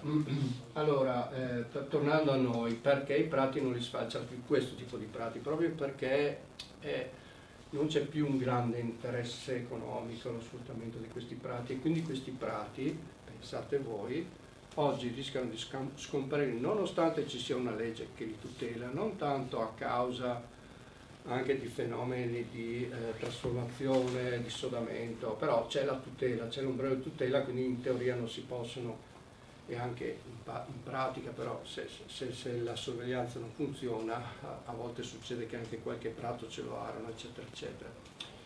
Però voglio dire che nonostante la legge li tutela, quindi non si possono dissodare, eccetera eccetera, non si possono concimare, molti prati scompaiono pur essendo tutelati a causa dell'abbandono, perché non vengono gestiti, non vengono sfalciati. E siccome noi non è che possiamo obbligare per legge, noi non... È un'azione difficilissima. È un'azione difficilissima, e adesso ci arriviamo proprio quali sono le strategie che stiamo mettendo in campo per garantire nel tempo la tutela di questi prati, perché io per legge posso dirti non puoi continuare, non puoi dissodare, non è che posso obbligarti ad andare a sfalciare, cioè io sono proprietario del piano, eccetera, e quello è il problema. Esatto. Ma il prato stabile ha il quindi questo andiamo a affrontare un tema anche quello della gestione del fuoco. Ok? E quella è la gestione fondamentale. Allora io qui corro perché sennò a me piacerebbe parlare perché anche siamo ore. le 3:30 passate. Esatto, allora qui solo per farvi vedere questo discorso questi sono anche segni identitari forti, sono delle tracce geomorfologiche che vanno a segnare proprio il paesaggio, il territorio. Magari guardate questa foto satellitare, quali sono le tracce che si vedono a colpo d'occhio in tutta questa pianura? La laguna? Sono, a parte la laguna, però sulla pianura noi vediamo questi segni che sono i greti enormi del tagliamento e il Cellina Meduna. Sono proprio dei segni che si vedono anche se voi fate una foto dell'Italia intera, li vedete subito. Tant'è che io che mi trovo, sono una specie di segno indicatore, io mi trovo qua perché io sono vengo da Cordenone, il punto di confluenza tra il Cellina e Meduna, è come una grande freccia che mi dice io sono qua, noi ci troviamo qua, quindi un elemento anche molto forte di identificazione. Quindi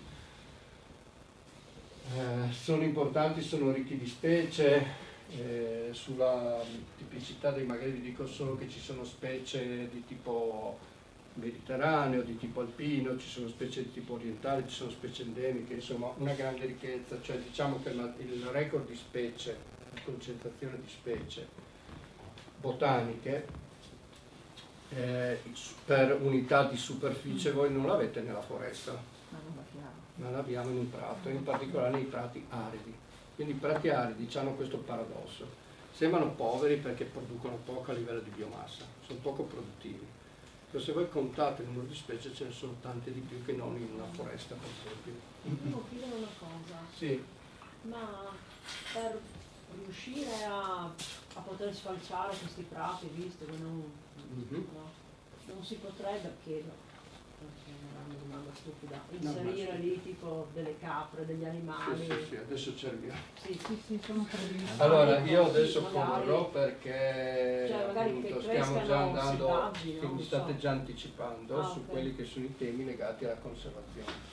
Allora, saltiamo qua tutto il discorso della richiesta delle specie, dell'opione, per esempio, l'avifauna e tutto quello che gravita attorno ai magrebbi. Saltiamo anche un po' velocemente tutto il discorso che abbiamo fatto di recupero di questi ambienti. Abbiamo recuperato oltre 500 ettari di praterie magre grazie a questo progetto. Vi faccio solo vedere, questo ve l'ho già detto, cioè quali sono le minacce, cioè quali erano gli elementi che li hanno conservati e quali sono le minacce invece. Le minacce sono sostanzialmente agricoltura intensiva, riordini fondiari, tutto quello che ne ha determinato il depauperamento, però poi è stata istituita la legge. Nonostante la legge c'è questo problema, che è un problema nodale, quello dell'abbandono, dell'incespugliamento e dell'imboschimento, a cui la legge da sola non riesce a far fronte. Guardate, invece questa è una cosa che si vede molto bene nel discorso del livello di pressione. Questa qui è il confine di un'area di queste Natura 2000, quelle che sono state create proprio per tutelare questi habitat. Questo passa al confine dell'area naturale protetta. Guardate cosa succede oltre il confine. Cioè i livelli di pressione qui sono sottoposti a queste aree, quindi da una parte l'agricoltura industriale, dall'altra parte a sinistra gli ambienti naturali e gli habitat che però sono compressi, fortemente compressi. Lì dov'è questa foto? Questa è nella confluenza Torre-Natisone. Che era una di quelle aree circolari che tu avevi indicato e che era più vicina a noi, no? Sì, esatto. Qua un altro esempio, questo passa il confine della ZSC Greto del Cellina. Guardate qui ambiente naturale e qui a ridosso la coltura di barbatelle. La coltura di barbatelle che è una delle più dannose a livello ambientale perché viene trattata in maniera incredibile contro il fillossera, sì, cioè si fanno tutta una serie di trattamenti che vanno a incidere anche sul terreno. Quindi i livelli di pressione sono notevoli. Per non parlare poi di tutto un discorso di agricoltura intensiva che le ha spesso coltivate anche in ambienti poco idonei, perché pensate ad andare a coltivare il mais, che ne so, lungo il greto del tagliamento, anche in aree cosiddette sondavi che sono state date in concessione. A coltivare il mais nella ghiaia è un po' paradossale, perché il mais ha bisogno di tanto azoto, di tanta acqua e di tanti anche atrazina, per dire, tutte robe che la fragilità del suolo fa sì che tutte queste sostanze vanno a finire in falda. Non so se vi ricordate la crisi che c'è stata di atrazina nel Pordenonese, e forse anche da qualche altra parte. Io mi ricordo perché sono di Pordenone, andavamo con le taniche. Questo perché tutte le falde erano contaminate dall'atrazina, perché distese di mais trattate con atrazina, tutta l'atrazina va a finire in falda, e dove finisce quest'acqua? Poi al piede dell'unghia di quella conoide, quindi a Pordenone si è trovata con l'acqua inquinata, per dire che sono suoli fragili, e soprattutto all'interno delle aree Natura 2000 e soprattutto al margine dei fiumi non è opportuno praticare questo tipo di agricoltura. Poi spesso venivano coltivati abbandonati, e al posto dei magredi c'era un proliferare di queste specie che non c'entrano nulla, che sono le specie, lo conosce bene la professoressa, che sono le specie legate alla coltivazione del mais, sono le specie cosiddette infestanti come la sorghetta o altre. La sorghetta è il caso più eclatante perché ha un ciclo sincrono con quello del mais. Sostanzialmente anche una volta abbandonati questo ambiente era completamente invaso da erbe infestanti ed altro. Quindi il nostro processo è stato un processo di recupero. Dove l'abbiamo fatto dei magredi? L'abbiamo fatto all'interno delle aree Natura 2000, all'interno delle aree di proprietà regionale, dove le concessioni agli agricoltori, che spesso vengono date anche con durata decennale, erano scadute o in procinto di scadere. Quindi noi siamo intervenuti sul demanio idrico regionale, abbiamo detto stop, non date in concessione, li trasformiamo noi, questi in prati, e poi siccome lì è montata anche la protesta da parte degli agricoltori, perché ci hanno detto: ma come, noi da anni che abbiamo in concesso questi prati li abbiamo sempre coltivati, e voi venite lì adesso e ce li trasformate in prati, noi facciamo agricoltura, siamo quelli che vi hanno mantenuti, eccetera eccetera. Allora gli abbiamo spiegato il progetto e gli abbiamo detto: guardate signori, noi ve li ripristiniamo. Una volta ripristinati, questo è il secondo passaggio, una volta ripristinati ve li ridiamo in concessione, con il vincolo che voi li dovete mantenere a prato. E allora ho detto: ma a noi cosa ci conviene fare questa roba? Allora, intanto li abbiamo dati possibilmente ad agricoltori che hanno le stalle, che quindi possono utilizzare questo fieno come risorsa. Ma poi, siccome questi sono prati stabili tutelati, esistono due misure del PSR, del Piano di Sviluppo Rurale, a sostegno proprio dei prati, e quindi diciamo che chi ha avuto in concessione il prato ha avuto anche la possibilità di attingere a queste risorse del PSR. Ci sono due misure dedicate ai prati stabili. Una è una misura di mantenimento, perché viene in qualche modo riconosciuto il fatto che se uno mi va a sfalciare un prato svolge anche un'azione di tutela importante, quindi un'attività appunto di carattere gestionale, quella che dicevate voi. Come si fa a obbligare qualcuno a mantenere un prato? Lo faccio attraverso un incentivo, cioè ti do l'incentivo per il mantenimento del prato perché riconosco a te una funzione di mantenimento di un valore che è importante, che ha un valore economico e ambientale. Quindi la prima misura è la misura per il mantenimento dei prati, la misura 10 del PSR, che sono 269 euro per ettaro per anno. A questa misura abbiamo messo sul piatto come regione, anche grazie alla mia insistenza devo dire, un'altra misura che si chiama indennità Natura 2000. Cos'è questa misura? Cioè mi riconosce il fatto che io, soprattutto chi è proprietario, ti ho messo un vincolo, ti ho calato dall'alto un vincolo in qualche modo, ti ho detto quella è un'area protetta, e questi protestavano. Ho detto bene, tu lì non puoi concimare, ti calcolo quant'è la perdita, non puoi dissodare, ti calcolo anche la perdita del valore di questo terreno perché tu non lo puoi arare, eccetera eccetera. Quindi tutti i vincoli sono stati calcolati ed hanno dato origine a un altro premio che si chiama indennità Natura 2000. Per cui sommando l'indennità Natura 2000 a questa misura di incentivo attualmente l'agricoltore può ricevere una cifra pari a poco più di 600 euro per ettaro per anno. che è una cifra consistente tutto sommato, cioè facendo 4 calcoli, siccome io posso anche ricavare del fieno, e se c'è un allevamento, e dopo vi farò anche vedere come rendere un po' più appetibile il discorso del fieno che è stato un po' snobbato, ho una mia sostegno economico, tant'è che c'è una nuova tendenza adesso che mi telefonano alcuni agricoltori e mi dicono: ma scusa, non avete qualche prato da darmi in concessione? Cioè prima quello che era disprezzato, esatto, quello che era disprezzato adesso c'è un nuovo interesse, proprio che esistono dei sostegni economici. Abbiamo detto non si può puntare solo sulla conservazione, quella di tipo calata dall'alto, sul vincolo, sull'imposizione, ma soprattutto per la gestione bisogna usare altri strumenti. E qui veniamo quindi pian pianino al discorso ultimo che è legato, qui io vi salto perché tutto il discorso che abbiamo fatto è enorme, l'ho trovato in quella pubblicazione, vi faccio solo vedere come erano. Allora, noi siamo intervenuti o su aree coltivate abbandonate, questa, oppure su aree di prato che erano completamente trasformate proprio a causa dell'abbandono e quindi si erano imboschite, però di una boscaglia di neoformazione anche priva di valore. Quindi noi praticamente abbiamo messo al centro la tutela dell'habitat, quello di interesse comunitario, abbiamo sacrificato parte della boscaglia di neoformazione, abbiamo conservato gli alberi notevoli. Soprattutto abbiamo fatto una lotta a una specie invasiva, da noi invasiva, che è la morfa fruticosa. Dura eliminarla, eh? Sì, questa qui, guardate che alta che è, questa è amorfa, anche se in trasparenza. Questa era alta così, più del trattore. Questo è un arbusto di origine sudamericana. Allora c'è anche il miele amorfa, Sì, questo è vero. Quindi svolge la sua bella funzione ecologica. Però il problema è che è una specie alloctona. E come tutte le specie alloctone di cui vi parlavo, che non sono solo animali ma anche vegetali, ha avuto un processo di invasione notevole. Cioè si è allargata molto e è andato a occupare velocemente anche lo spazio dei prati. Perché l'azoto fissatrice carica l'azoto. Bravo, allora siccome sono prati più magro non è.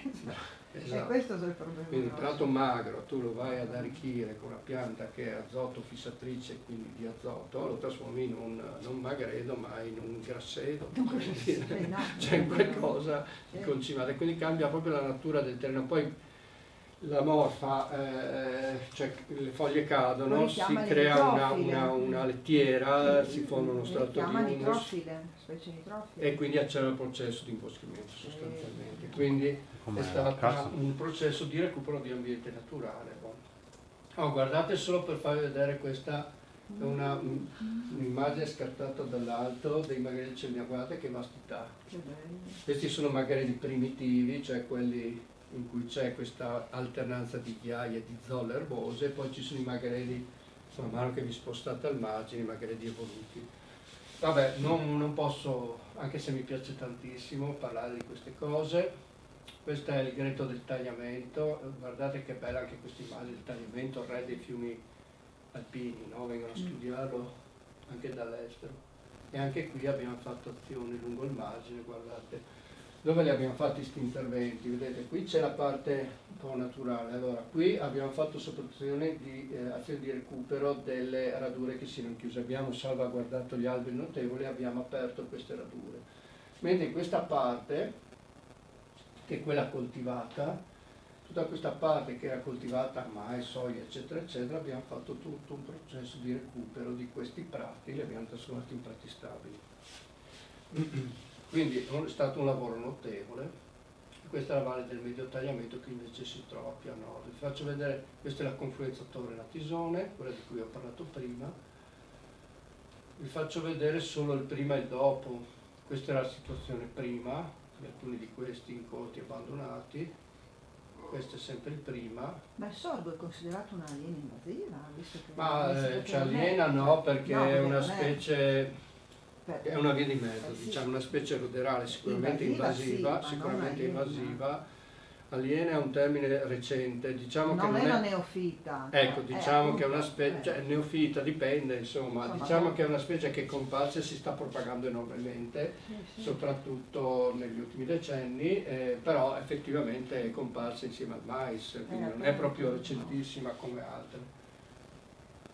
Ecco, questo è il prima e questo è il dopo. Cos'è successo? Appena abbiamo liberato quella superficie da quella coltre di vegetazione, soprattutto in alcune aree, cioè dove il suolo si era potuto conservare, non negli incorti, questa è dove c'era quella coltre di amorfa piuttosto che di rovo, dove il suolo si era conservato è stato sufficiente liberare quella superficie dalla coltre di vegetazioni arbustive che subito sono riemerse le specie erbacee e le orchidee.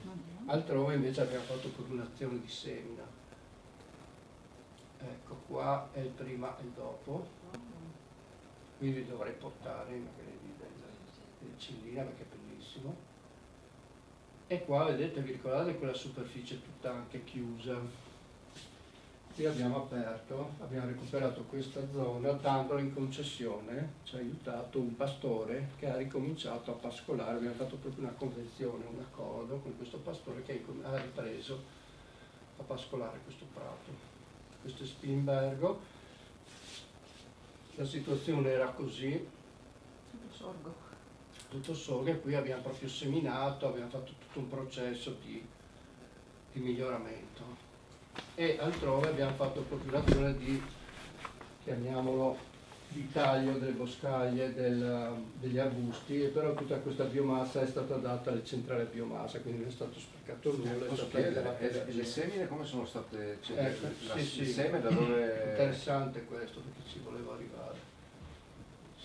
arrivare e qua è sul gretto del tagliamento e il dopo, praticamente dopo questa azione di ripultura, no? Vedete, ci sono stati lasciati gli alberi per i più principali, è stato fatto il recupero della boscaglia, lo stesso questo nella valle del medio tagliamento. Questa, guardate, la morfa, uno dei nostri operai, prima e dopo. Ecco, qui tutte le informazioni che volete avere le trovate su questo sito www.magheredinatura2000.it. Sul discorso miglioramento, come è stato fatto, lo affrontiamo adesso, perché questo discorso dell'hypollination, come vedete, è un po' la prosecuzione del progetto Lime Agredi Grassland. Perché? Allora, innanzitutto questo progetto Lime Agredi Grassland ha attirato molto l'attenzione anche dall'esterno. Quando abbiamo fatto il convegno finale è venuto all'Università Ca' Foscari di Venezia e ci ha detto: state facendo un lavoro meraviglioso, noi siamo molto interessati a quello che fate, facciamo insieme un progetto. Qual è stato il secondo progetto là? È stato l'hypollination, in accordo con l'Università Ca' Foscari di Venezia.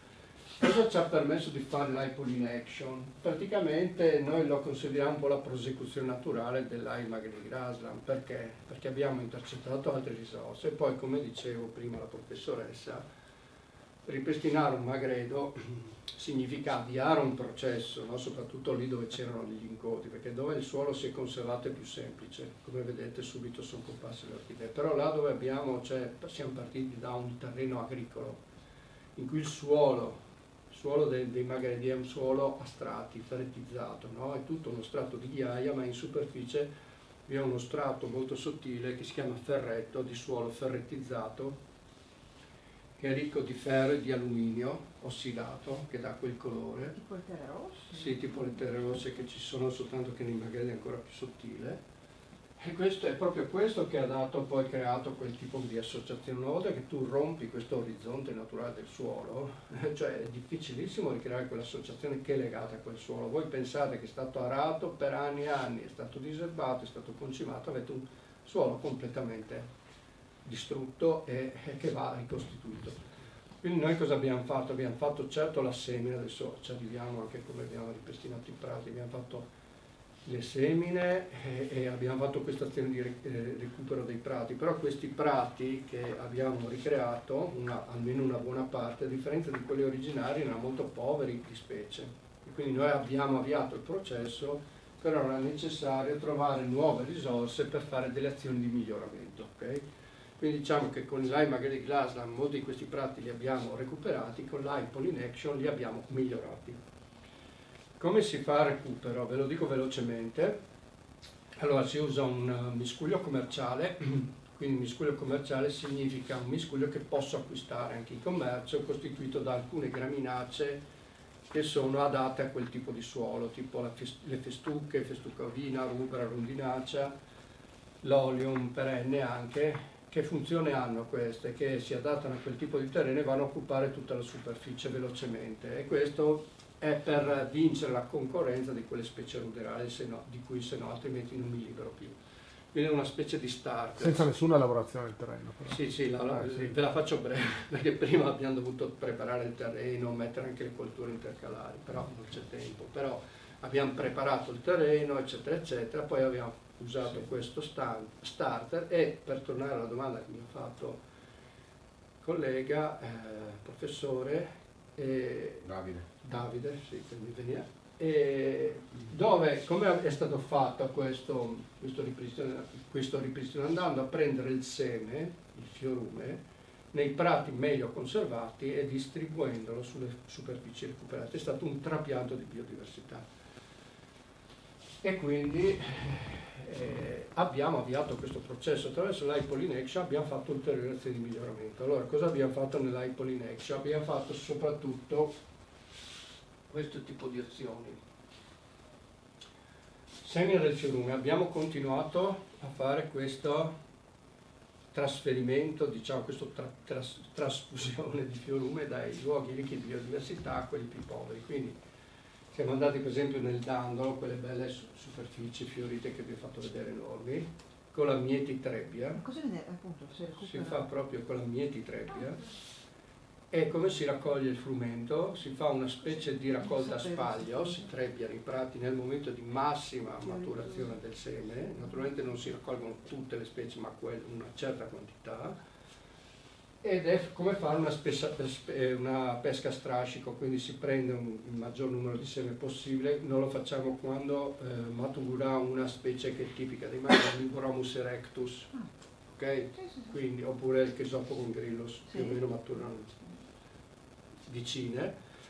Li raccogliamo, questo seme che costituisce un po' la base. Insieme a questo arrivano anche altre specie che ovviamente incominciano, non è come quando tu semi lo starter, partono tutte queste, quelle graminacee di cui vi ho detto, invece col fiorume le specie compaiono in maniera graduale. Cioè, una volta che si è creata, è come ricostituire una banca del seme, no? Il seme cade, però non è detto che subito attecchisca o trovi le condizioni. Posso chiedere, no? Perché lo starter, del tempo. Perché lo starter sono graminacee per tirare via un po' di sostanza? Beh, questo anche l'abbiamo fatto, sì, a livello, allora diciamo che la fase preparatoria per impoverire il terreno di azoto e tutto quello che era stato buttato ha previsto effettivamente la semina di una graminacea intercalare, e lì abbiamo seminato l'OIS eccetera eccetera, quindi l'abbiamo seminata prima di fare il prato.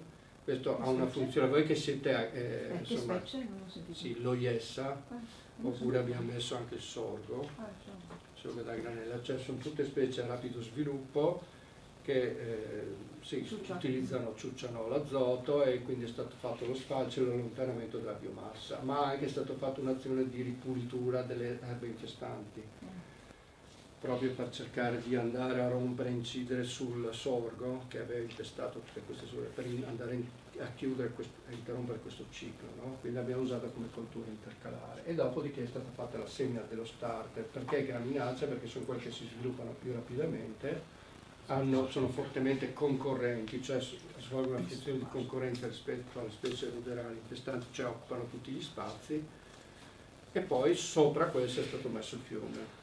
Queste sono praticamente le cose dette molto in soldoni. Quindi poi invece nell'Hypoline Action abbiamo continuato a fare la semina di fiorume, la raccolta e semina di fiorume. E il fiorume viene proprio una volta, perché si chiama fiorume? Una volta veniva preso il fieno, buttato nell'aia, e tutto quello che rimaneva nell'aia in termini di semi veniva utilizzato, dopo che il fieno veniva spostato, tutto quello, il seme che rimaneva sul pavimento veniva utilizzato per rinvigorire e migliorare i prati, insomma, no? E noi abbiamo recuperato questa pratica antica, e lo facciamo però attraverso la trebbiatura.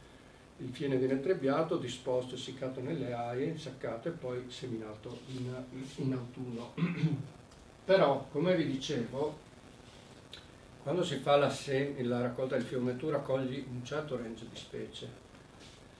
però alcune per esempio semi sono maturi, altri non sono maturi, altri non germinano, quindi bisogna fare anche un'azione un po' più mirata, cioè tutto quello che non si riesce a recuperare con il fiorume, una serie di specie. Cosa abbiamo fatto? Abbiamo fatto la raccolta di semi di alcune specie, soprattutto di interesse nettarifero e pollinifero, le abbiamo coltivate nel nostro vivaio dell'azienda Volpales, quello di cui vi parlavo prima, e poi abbiamo fatto il trapianto di queste piantine coltivate in zolla, con la loro zolla di terra, e le abbiamo praticamente messe a dimora. Quindi l'altra operazione è stata quella di coltivazione delle piante in vivaio e della messa a dimora. Altra possibilità è che invece di fare tutto questo processo di raccolta del seme, coltivazione, trapianto di zolle, eccetera, eccetera, l'altra possibilità era quella di andare a prendere il seme delle specie singole, quelle che non siamo riusciti a raccogliere con il fiorume, e distribuire direttamente il seme in purezza.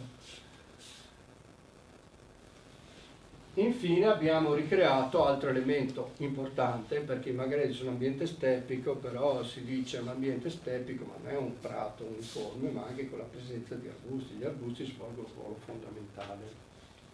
E quindi noi abbiamo creato anche delle siepi confinali, siepi mellifere. Quindi al margine dei prati ripristinati abbiamo creato queste siepi mellifere. Qual è la funzione della siepe mellifera? È quella di consentire ad alcune specie di insetti di completare il loro ciclo, ma anche di creare una barriera fisica spesso tra il prato ripristinato e l'area coltivata che ci sta a fianco, perché funziona da barriera che evita anche la deriva, quindi una sorta di riparo che evita la deriva rispetto all'uso di sostanze antiparassitarie, per esempio, che vengono sparsi nelle aree circostanti.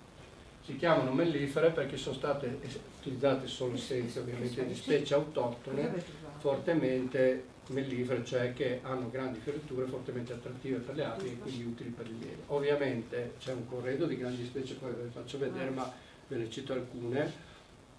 Ovviamente il biancospino, il pugnolo, il ligustro, cioè tutte quelle che sono quelle siepi che tipicamente danno origine in primavera a quelle belle fioriture bianche, si ricoprono tutte di bianco in maggio, anche la rosa canina, eccetera, eccetera, che hanno una funzione pollinifera fondamentale. Aspettate che non vedo. Sì, qui ci sono tutti i partner, perché questo è un progetto di natura interregionale e anche internazionale, perché c'è anche la Spagna dentro, sono vari partner. Diciamo che noi come Friuli, che è il lead partner nell'Università Ca' Foscari di Venezia, siamo il principale partner, cioè quello che ha assorbito il maggior budget, che ha fatto maggiori azioni, no? Perché poi ognuno ha un ruolo diverso. È inutile dire tutto quello che ho già detto, è stato messo al centro i prati, gli impollinatori e quant'altro. Il declino degli impollinatori, abbiamo visto le cause a cui è legato. Siamo intervenuti in questo caso su circa 200 ettari e quei 200 ettari sono praticamente in parte i prati che abbiamo ripristinato con l'altro progetto, ma abbiamo anche allargato l'orizzonte, cioè siamo intervenuti anche su altri prati che non sono di proprietà regionali. Per esempio abbiamo fatto degli accordi con i Palmanova, che ha questi bellissimi prati, i bastioni di Palmanova, e poi per esempio anche con autorità militari, i prati del Dandolo, piuttosto che quelli di alcuni privati, alcune riserve di caccia, perché alcune riserve di caccia dicono che anche per noi i prati sono importanti, quindi abbiamo creato delle sinergie anche con loro. Faccio vedere solo attività di raccolta del seme, di coltivazione in vivaio, e poi ultimo aspetto che l'avevo anticipato nelle slide ma non l'ho detto: accanto ai prati stabili per sostenere gli impollinatori ci sono anche le cosiddette fasce fiorite. Qui arriviamo a quello, anche a quello che potremo sviluppare qui, no, all'interno, grazie al contributo dei ragazzi e della cooperativa qui, l'associazione si chiama La Tempesta. Comunità. Allora, perché vi ho fatto vedere questa immagine? Questa non è finta, è una immagine, sono stato ai Monti Sibillini dove ci sono queste bellissime fioriture in quota di specie che sono specie archeofite, cioè sono legate da sempre archeofite alla coltivazione dei cereali. In questo caso non è proprio un cereale, una leguminosa, è la lenticchia quella di Castelluccio, famosissima. E in associazione a questa lenticchia che viene prodotta in alta quota non vengono mai utilizzate sostanze antiparassitarie, pesticidi e quant'altro, c'è questa meravigliosa fioritura di specie che hanno il ciclo sincrono, così come la sorghetta ha il ciclo sincrono con il mais, queste hanno il ciclo di fioritura quasi sincrono a quello della lenticchia. E qui parliamo di fiordalisi, papaveri, quant'altro. Guardate l'effetto notevole anche da un punto di vista estetico. A parte il fatto che questo è in Monti Sibillini e quindi praticamente nel centro Italia, in Castelluccio da Noccia, no? Quindi le zone anche colpite dal terremoto. Io sono andato prima del terremoto e ci sono zone fantastiche. Perché vi cito le fasce fiorite? Perché oltre ai prati stabili c'è questo aspetto delle specie legate alle colture cosiddette estensive, le archeofite, che sono specie anche, si dice, seggetali, quindi legate alla coltivazione dei cereali fin dall'antichità. Pensate che si chiamano archeofite perché, a differenza delle neofite, da sempre hanno accompagnato le colture fin dall'antichità, no? Cioè il loro legame risale addirittura al periodo delle prime grandi civiltà, cioè la coltura dei cereali e con essa la presenza di queste archeofite seggetali. Quindi addirittura si parla di 5 millenni, quando c'è stata proprio la mezza luna fertile, la coltura del frumento si è diffusa un po'. Comunque con essa si sono diffuse queste archeofite che erano tipiche del nostro paesaggio anche, no? Cioè le fioriture di papaveri che, vabbè, quelle ancora ci sono ancora qua e là, però soprattutto i fiordalisi sono completamente scomparsi, ma tante altre che erano in associazione a queste colture. Quindi un'altra cosa che facciamo all'interno dell'High Pollen Action è anche di creare queste fasce fiorite, okay? Fasce fiorite per sostenere la presenza di insetti impollinatori, perché là dove sono scomparse le fasce fiorite sono scomparsi anche molti impollinatori, sempre un modo per introdurre elementi di biodiversità all'interno del tessuto rurale. Quindi sono specie seggetali legate alla coltura dei cereali, archeofite l'abbiamo detto, erano un elemento tipico delle campagne di un tempo. Cosa le ha fatte sparire? L'uso dei pesticidi, ma anche di varietà di cereali nuove, fortemente concorrenti, cioè chiudono tutti gli spazi e lasciano spazio a queste specie che sono considerate in agricoltura specie sostanzialmente infestanti, no? Di cui liberarsi. E quindi sono scomparsi. Con questo sono scomparsi anche molti impollinatori. Per questo è importante fare anche interventi per recuperare queste fasce fiorite. Quindi noi dov'è che facciamo interventi per la realizzazione di fasce fiorite? Li facciamo in alcuni contesti che adesso vi faccio vedere. Allora, la differenza tra prato stabile e fascia fiorita qual è?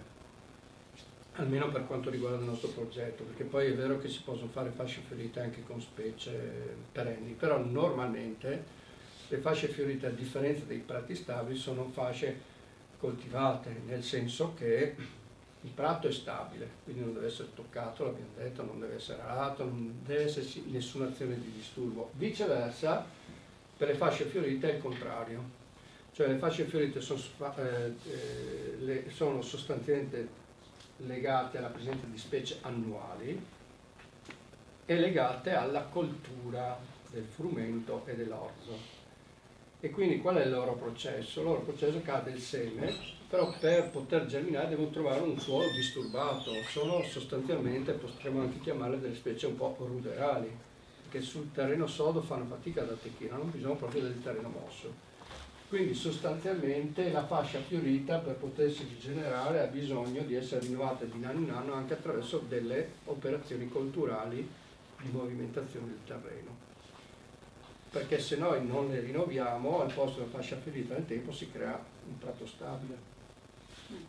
E quindi cosa si fa per le fasce fiorite? Si fa un po' il contrario di quello che si fa ai prati stabili. I prati stabili, come suggerisce la parola, sono prati che non vengono mai arati e disturbati, anzi ogni disturbo del terreno costituisce un problema per il prato stabile, perché se voi create una scarificazione nel terreno su una superficie di prato stabile, immediatamente proliferano le specie ruderali. Viceversa, le fasce fiorite sono caratterizzate proprio dalla presenza di queste specie, tra virgolette, ruderali, il terreno va continuamente smosso. Questo ve lo dico perché adesso vedremo come si può realizzare una fascia fiorita anche all'interno del contesto di questa azienda. Sì, io la chiamo azienda, poi insomma in quest'area. Quindi il seme deve cadere, il terreno deve essere smosso ogni anno per avere una fascia fiorita. Dove realizziamo queste fasce fiorite? Ecco qua. Arriviamo al tema un po' anche, no? Cioè c'è quest'area che viene messa a disposizione dal comune attraverso l'associazione a tempesta che è il gestore. E che cosa prevedono gli interventi per la realizzazione di queste fasce fiorite? Ripartiamo un attimo dal progetto. Abbiamo visto la prima slide, il nome eccetera. Questa però si può fare schermo intero qui? Adesso perché non ho la slide. È vero che non ho... Vabbè. Qui vedete le due anime del parco. Da una parte a destra c'è un tasso centenario della parte del giardino storico, quella d'ingresso. Basso a destra c'è. E nella parte a sinistra invece vedete un prato fiorito con sullo sfondo la colonna del serbatoio dell'acqua.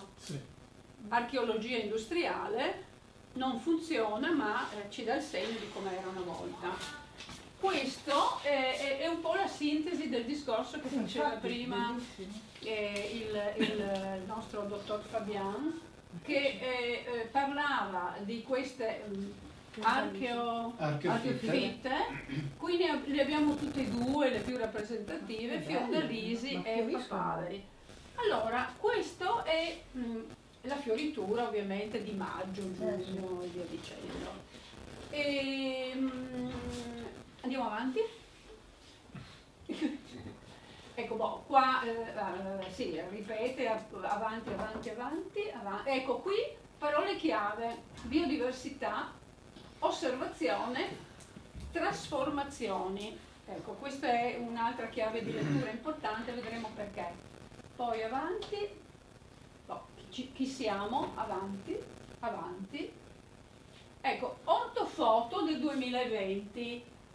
Qui è chiaramente individuato, ecco, noi praticamente se entriamo da qui, vediamo tutta questa parte boscosa, non corrisponde più alla realtà perché dopo 4 anni, 2020-2024, sono stati abbattuti moltissimi, cioè dei centenari, diciamo nel 2023, tra 23 e 24, almeno una decina. Qui c'è stata una trasformazione perché è stata costruita una piscina, qui tutta quest'area qui è tutta in completa trasformazione. Questo prato così com'era non esiste più perché è stato utilizzato come deposito dei materiali della piscina e adesso l'hanno livellato ed ha tutto un altro aspetto ovviamente. Ecco, interessante è che da quest'area in poi, cioè qui nell'ultima fascia a sinistra, cominciano i terreni gestiti dalla comunità La Tempesta, ma è solo una piccola parte effettivamente. Vai avanti. Ecco, questa invece è una presa oggi, me l'ha fatta da professoressa Sdrigotti, no, dal satellite, dal satellite, quindi è aggiornata all'oggi. Sì, bene. Allora qui è molto interessante, c'è la casetta della strega, a proposito di trasformazioni, che non esiste più, che è stata fatta sloggiare pochi giorni fa. Quella lì carinissima. Asugi ha detto no, non si può. Per cui la casetta della strega, che qui è più importante quasi del Parco Basaglia, no? Come scritta, cioè non si capisce chi fa queste cose. E ecco. Perché è un piccolo rivendita, è un piccolo negozietto. È un piccolo negozietto? No, era una location di un artista che aveva fatto tutta una serie di sagome vegetali per giocare per i bambini, eccetera. A noi quello che interessa è questo, questa area qui, la tempesta possiede fin qua, vero? Giusto? Ha la rete qui o ha la rete qui? Infatti io non sapevo. L'ultima qui. Allora ho fatto giusto, senza saperlo. Quindi abbiamo una serie notevole di terreni, no, il suo limite è qui, perché questo è il capannone disabitato. Quindi il suo limite è qui e questi terreni fin qua. Allora, siamo qua. Sì. Ecco. Questo per vedere, invece interessante è capire la rete di infrastruttura. La rete di infrastruttura verde, perché questa è la via Terza Armata. Vedete quanti campi, uno di questi campi è un prato stabile, più o meno cittadino, e da questo lato invece vedete Italia, lì corre questa pista ciclabile, ha oltre tutta questa campagna coltivata in parte incolta, che appartiene al comune di San Pietro, San Pietro del Tolba. E Slovenia. Però tutto lo scambio animali, insetti, pollinatori, questo e quell'altro qua circola. Andiamo avanti? Ecco, ancora, questo è l'inizio del primo ospedale, ma a noi non interessa. Giusto? No, torno un attimo indietro. Ecco, avanti. Eccola. Questa è fondamentale. Perché? Perché in questa è una mappa recentissima. Sì, quella che avevo visto io. Sì, è quella che avevi visto tu allora. Sì, quella. Quindi circola tranquillamente in internet, sì. Non c'è bisogno di chiedere niente.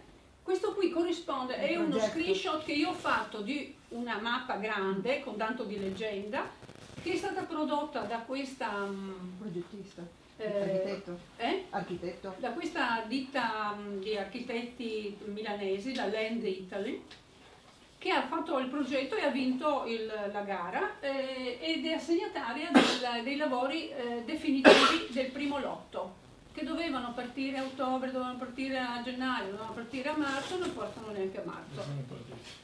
No. Però nel frattempo abbiamo abbattimento di alberi di un'altra parrocchia. Allora, qui io quello che volevo farvi vedere, perché ci ho messo un po' per costruire questa slide, è questa è la mappa, la planimetria del 1933, cioè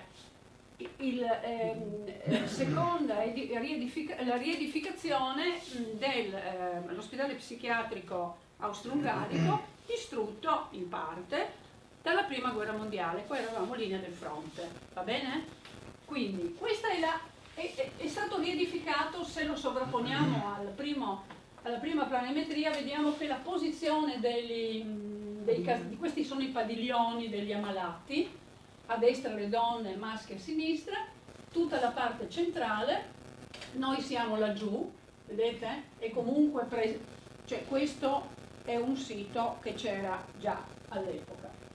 E vedete, concentratevi solo su questo disegno del parco centrale, il giardino ornamentale, fatto secondo un criterio un attimo più, come dire, più preciso rispetto al precedente austro-ungarico, che aveva i vialetti molto più morbidi, senza troppe limitazioni geometriche. Questo ha invece una sua geometria di fondo. Guardate questo, che è la proposta di restauro, che viene fatta da Land Italy. Se voi lo osservate è identico, cioè scusate, è identico. Allora, però c'è un problema, che qui le alberature ovviamente erano, nel 1933 avevano già quei buoni 20 anni, perché il primo impianto era nel 1905-1908. Quindi qui le alberature erano ancora un po' ridotte. Qui invece ci sono alberature che hanno 100, 120, 90, 80 e quindi mantenere probabilmente lo stesso schema compositivo diventa piuttosto arduo.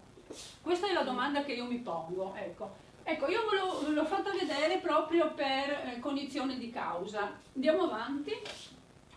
Ecco, questa era come appariva negli anni 30, vista da dove? Ecco, qui anche la stessa, presa da un altro punto, come era negli anni 30. Quindi tutti i vialetti con gli alberi ovviamente alti ma non tantissimo. Qui a destra, dove adesso ci sono le villette a schiera, fatte negli anni 80, le barbatelle e impianti di alberi da frutta. Le barbatelle erano state il grande successo perché qui c'era un vivaio provinciale prima ancora che ci fosse il manicomio. E quindi sappiamo che c'era questa coltivazione molto redditizia per via della filossera ai tempi. Procediamo. Ecco, questi sono gli scorci che io vi propongo di com'è adesso il giardino, dove ovviamente adesso qui dentro è sempre la parte storica, il giardino centrale, visto anche magari con uno scorcio sui laterali, dove ricadranno tutti i sentieri. Questo è un prato più o meno fiorito quando capita, insomma, con una serie limitata di specie. Allora, ci sono tu lo hai visto oggi e ti sei impantato? Sì. L'ho portato. Allora, però mi hai fatto vedere due tipi di prati. Lì dove sono quelli ho riconosciuto a colpo d'occhio che è un prato di un certo livello. Questo? Perché dove c'è le orchidee l'erba non era bella verdolina come quando si fanno le trassegne, era un po' giallina, che è proprio l'indice di un prato stabile, di un prato non concimato e che viene lasciato in pace. Infatti lì hai trovato le orchidee. Lì.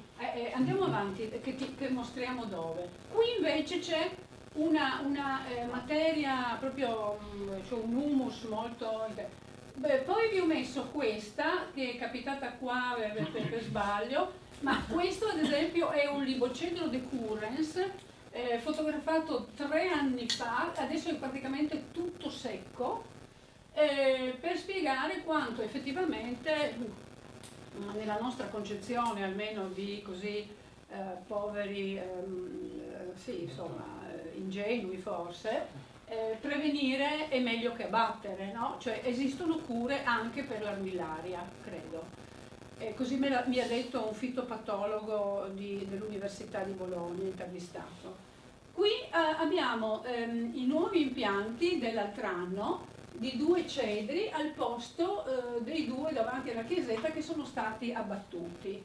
Quindi tra 120 anni rivedremo. Sì, ma voglio dire, se è vero che ripristinare lo stesso bilancio, no, di come si chiama? A livello di CO2 dici? Sì, ecosistemico. Quanti di questi ci vorrebbero per... quanti? Sì. Il bilancio.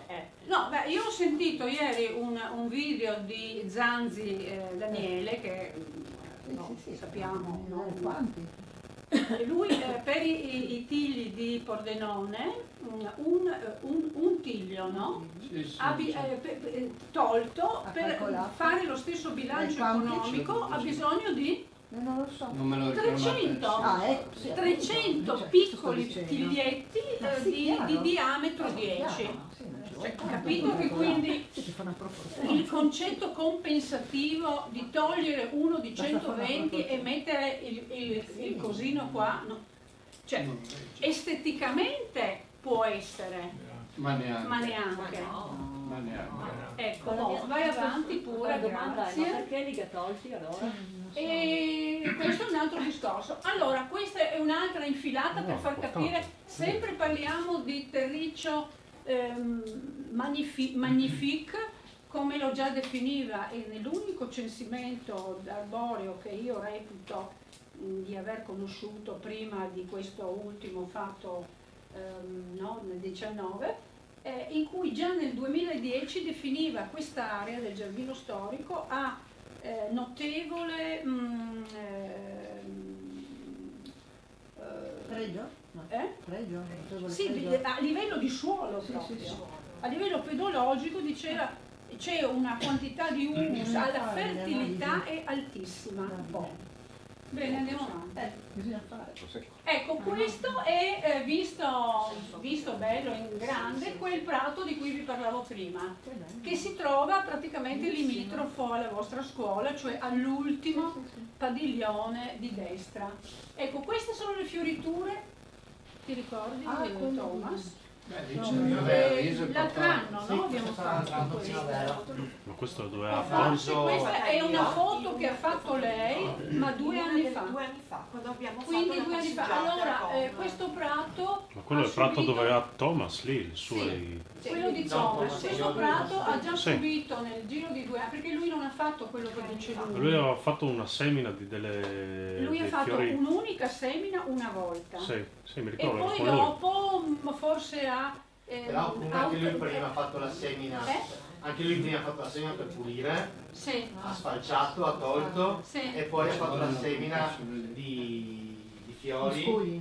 Sì, ha comprati dalla Germania. Ha fatto lui una ricerca di fiori. Sì, però voglio più dire, o meno tipici. Sì, però voglio dire che dopo il primo anno lui non ha seguito la sua indicazione che dice ogni anno bisogna rivangare. Infatti si è rimpoverito forse.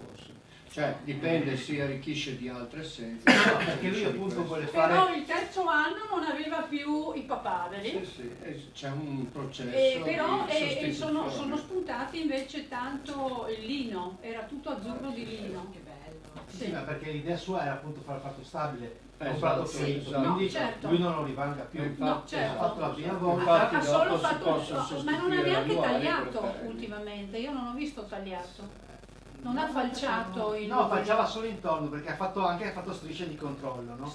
Quindi intorno falciava e lasciava centrale così, facendo crescere appunto tutti i fiori che venivano da una prima semina, ma poi c'è questa completa negli anni, no? Quindi il primo anno certi fiori non sono venuti poi l'anno dopo, no? Sì, ha fatto più o meno il processo che dicevi tu in piccolo su questa striscia, no? Però magari favorendo, raccogliendo i semi, ributtando così, no? Oppure. Allora, ecco, un'altra cosa importante che volevo dirvi è questo albero qui che troviamo di fronte alle serre. Sì, le foto non sono eccezionali, perché nel trasmigrarle mi sono venuta così. Ha comunque è stato definito di primo impianto, cioè lui ha circa 120, no? Ed è l'unico, come dire, testimone vivente del patrimonio vegetale della colonia agricola. Capito?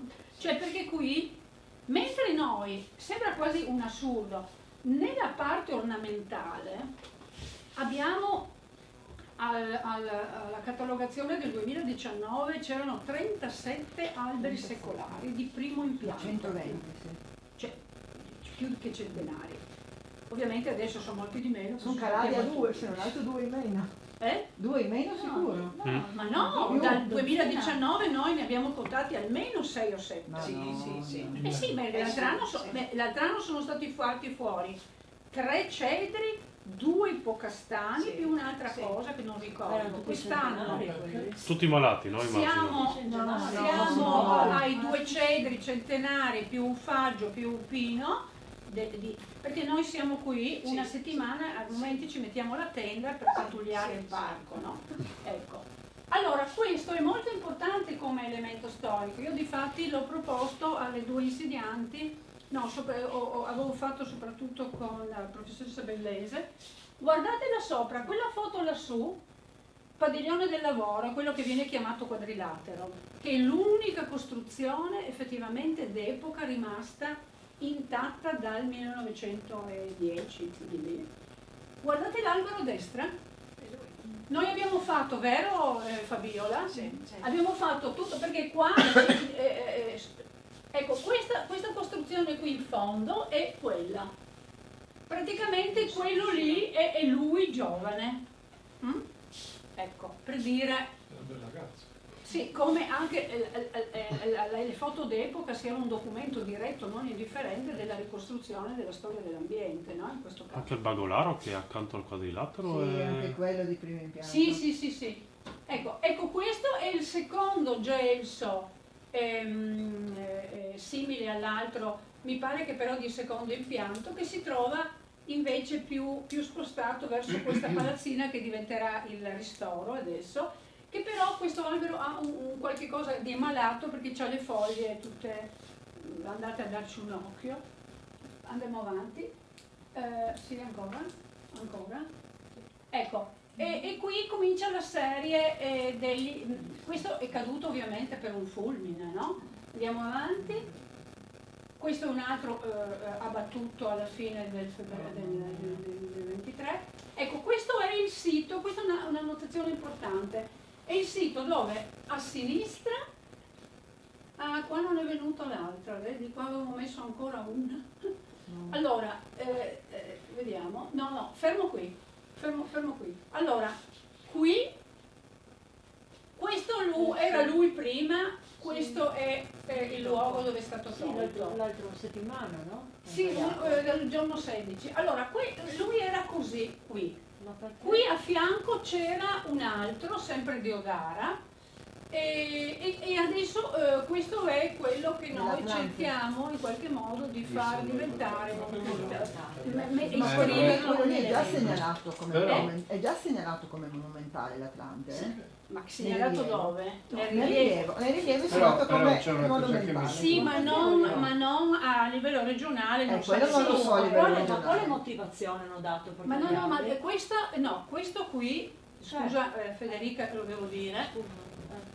Questo è un incontro in cui noi chiariamo a livello di progetto quadri di natura, che non va a fare polemiche o fare... No, capito, perché altrimenti non possiamo dare risposte perché non le abbiamo. Siamo privi, abbiamo inoltrato... Ma non è tutto tutelato, tutto il giardino, non è tutto il parco, non è già patrimonio storico, quindi automaticamente quindi qua, vedete, ecco l'estensione delle praterie, la possibilità di fare il discorso di prati fioriti o delle siepi mellifere. Andiamo avanti? Ecco, questa è la stessa cosa, soltanto con i reduci. Andiamo avanti. Ecco, qua era l'attività didattica proprio con la professoressa, l'altro ieri proprio, i ragazzi che su uno stanno contando i cerchi, no, ecco. Poi, ecco, io ho messo due ipotesi di lavoro. Questa ovviamente... farlo nell'elenco, no? Inserirlo nell'elenco. E questo qui io l'ho tratto da un cartello che c'è nel Parco Piuma, mi sembrava molto interessante. Ape al lavoro, cioè c'entra molto, no? Col nostro discorso. E quindi questa è un po' la panoramica, che però si completa se noi buttiamo l'occhio fuori e vediamo qui, no? Quello che può proporre questa zona, in cui ci sono delle parti, vero Massimo, coltivate, ma ci sono poi anche delle parti di incolto. Ecco, ci sono la maggior parte delle siepi più o meno in fondo, di lato. Quindi diciamo che è un terreno abbastanza vasto su cui si può fare un buon ragionamento. Grazie, io ho finito. nel senso di... Ah sì, volevo dire che all'interno di quella piantina che abbiamo mostrato prima, quella che è di nuova creazione, no? Lì sono previsti all'interno del parco storico, attaccata alla chiesa, 4 lotti di orto. Orto, così. Però altro non sappiamo perché dovremmo avere in mano il progetto, no, non lo abbiamo, no? Non è ancora pubblicato il progetto, ci sono solo alcuni pezzetti che un po' si recuperano, e quindi il ragionamento... Ma quando sono venuti a tagliare, cioè nessuno non avvisano niente, arrivano lì e tagliano pit pit pot. Allora, sono argomenti scomodi. Ecco, quindi adesso vediamo le proposte che ci può fare il nostro esperto regionale. Allora, ricollegandomi a questo interesse suscitato dalle fasce fiorite, direi che qui ci sarebbero tutti i presupposti per creare queste fasce fiorite. Perché vorremmo crearle qua? Perché sono utili per gli insetti, perché hanno una forte valenza attrattiva non solo per gli insetti ma anche per gli uomini, nel senso che sono molto belle e quindi darebbero anche e restituirebbero al luogo sicuramente un certo interesse anche da parte dei visitatori, dei bambini, dei ragazzi delle scuole, e poi si può collegare a questo l'attività dell'agricoltura che qualcuno ha detto, perché non facciamo anche dell'agricoltura che sarebbe interessante. Allora come si creano queste fasce fiorite? Io entro subito qua un attimino nel pratico, cioè vi dico gli spunti, cioè tutto quello che bisognerebbe fare da subito. Manca il tecnico, Sonia, questo serve più per chi deve operativamente intervenire, perché qua se si diceva se si vuole realizzare questa cosa all'interno di questo progetto là, perché a me non so se lo sapete, la Sonia ha firmato una specie di modulo di adesione dell'associazione La Tempesta con il progetto Life Connection, perché il nostro scopo è anche quello di dimostrare alla Regione ma anche a tutti i nostri partner e alla Comunità Europea che noi abbiamo creato sinergia, perché il nostro scopo non è semplicemente creare una fascia fiorita come farò vedere a Palmanova, ma anche attraverso questa azione cercare di fare in modo che queste fasce fiorite si propaghino e incominciano ad essere introdotte, perché hanno una funzione importante. Quindi siccome c'è questo accordo che dice l'associazione Tempesta in qualche modo aderisce al progetto e lo sostiene e si impegna anche a realizzare una serie di cose. Allora quali sono le cose che vorremmo mettere in atto? Però sarebbe da farlo quest'anno perché noi siamo in chiusura del progetto, no? E quindi noi vorremmo che si potesse realizzare queste cose prima del prossimo autunno. Quali sono le attività, diciamo, che si dovrebbero fare? Io ve l'ho messo un po' qua anche rispetto a quanto abbiamo fatto noi, no? Subito ovviamente un sopralluogo, ci eravamo impegnati, oggi pioveva, dovremmo, comunque è una cosa da far subito perché i primi interventi andrebbero fatti in primavera, quindi individuare l'area più idonea come responsabile tecnico anche dell'associazione, perché è da lì che si parte. Comunque mi sembra che di aree idonee ce ne sono parecchi. Ovviamente non è che si tratta qui di fare un ettaro, ma anche di creare delle strisce più o meno larghe, insomma lì si tratta di vedere, o una grande superficie, vedrei tante scusa se ti interrompo, il nostro problema è un problema logistico e anche di denaro, cioè noi non abbiamo denaro come progetto. Allora si può iniziare. Avevamo detto piuttosto iniziare con la siepe mellifera che è più semplice perché ci dà la regione il vivaio gratuitamente. Gli spunti per entrambe sì, no, certo, però io lo dico qui in modo che non ci facciamo illusioni, cioè io con il budget che la Fondazione Carido ci ha promesso e non ancora dato, tra l'altro, e non siamo in grado di fare una striscia fiorita che ci impone ogni anno poi di... allora vediamo. Si potrebbe anche ipotizzare una, come dicevi tu prima, no? Una siepe che in prospettiva tenda sia al margine di un futuro prato stabile o di una futura siepe, no? Un futuro prato fiorito, che dite? Sì, siamo qui per ragionare, no? Ci sono tante teste. Guarda un orologio, dico, guardate che devo completare il programma entro la fine della giornata. Lo so. No, scherzo. Allora, comunque qui, non so se io ho parlato di ripulitura della vegetazione, però vedo che ci sono già zone ripulite, quindi questa cosa, io ho immaginato una specie di area incolta, ma mi pare che sono già superfici libere, per cui non occorre neanche fare questa attività preliminare, perché ci sono zone in cui il terreno è già mosso, no? Ecco, perché quindi mi sembra che se ci sono già zone in cui il terreno è mosso, tutta questa prima fase può essere saltata. Ecco, quello che dicevano anche qualcuno di voi che lavorate proprio all'interno di un istituto tecnico agrario, spesso si fanno le false semine. Le false semine si fanno però sempre se si parte da un incolto dove per esempio abbiamo tanto sorgo, se il terreno è già pulito, siamo in qualche modo, è già stato lavorato, siamo in qualche modo avvantaggiati. Io parlo di una situazione come quella che ci siamo trovati noi, in cui prima abbiamo dovuto liberare il terreno da colture di vegetazione di infestanti tipo sorgo o altro, o addirittura anche rovo. Poi bisogna fare una specie di falsa semina.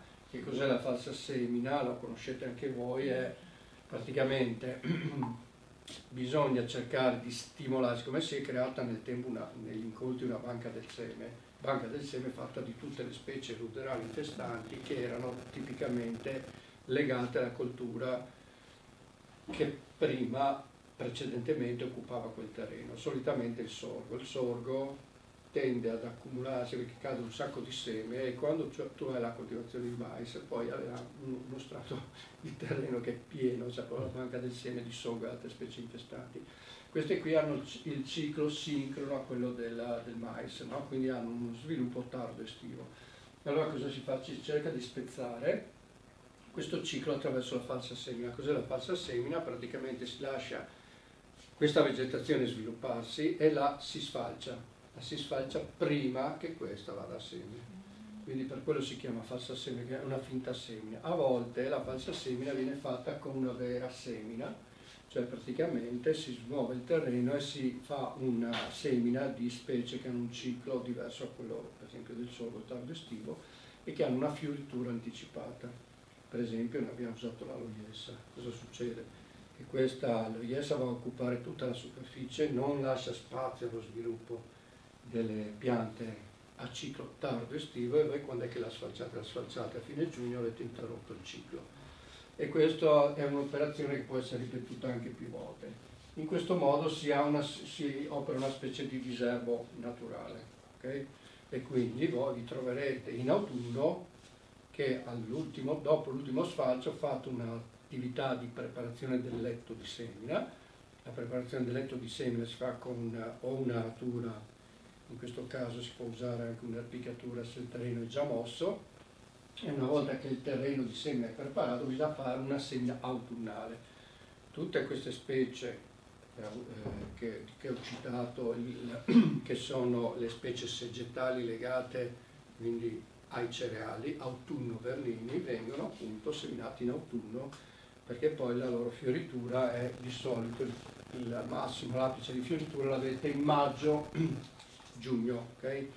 Quali sono queste specie? Fiordaliso, papavero, falsa camomilla, l'avete vista anche in alcune foto prima, che è quella specie di camomilla, si chiama Anthemis arvensis, sembra la camomilla ma non è camomilla questa, molto bella.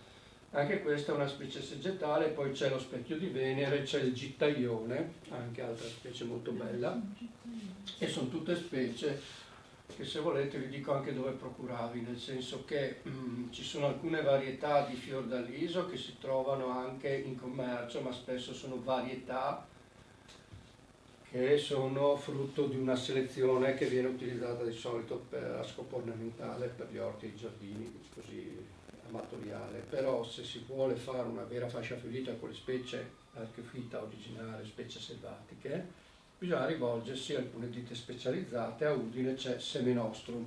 Semenostrum è l'unica azienda che produce seme da specie selvatiche e le vende. È l'unica azienda che abbiamo non solo in Friuli ma in tutto il nord d'Italia. Abbiamo la fortuna di averla a Udine, tant'è che noi abbiamo attivato all'interno di questo progetto LAI una convenzione con Seme Nostrum che ci produce il seme di cui abbiamo bisogno, perché a parte quelle specie di cui vi ho citato che coltiviamo in azienda, sulle specie segetali noi partivamo praticamente da zero e quindi ci siamo appoggiati proprio a questa ditta Seme Nostrum che ci produce tutte quelle specie che vi ho detto. Quindi questo perché ve lo dico? Qualcuno mi ha detto dove posso procurarmi il seme? Andate da Seme Nostrum e ve lo vende.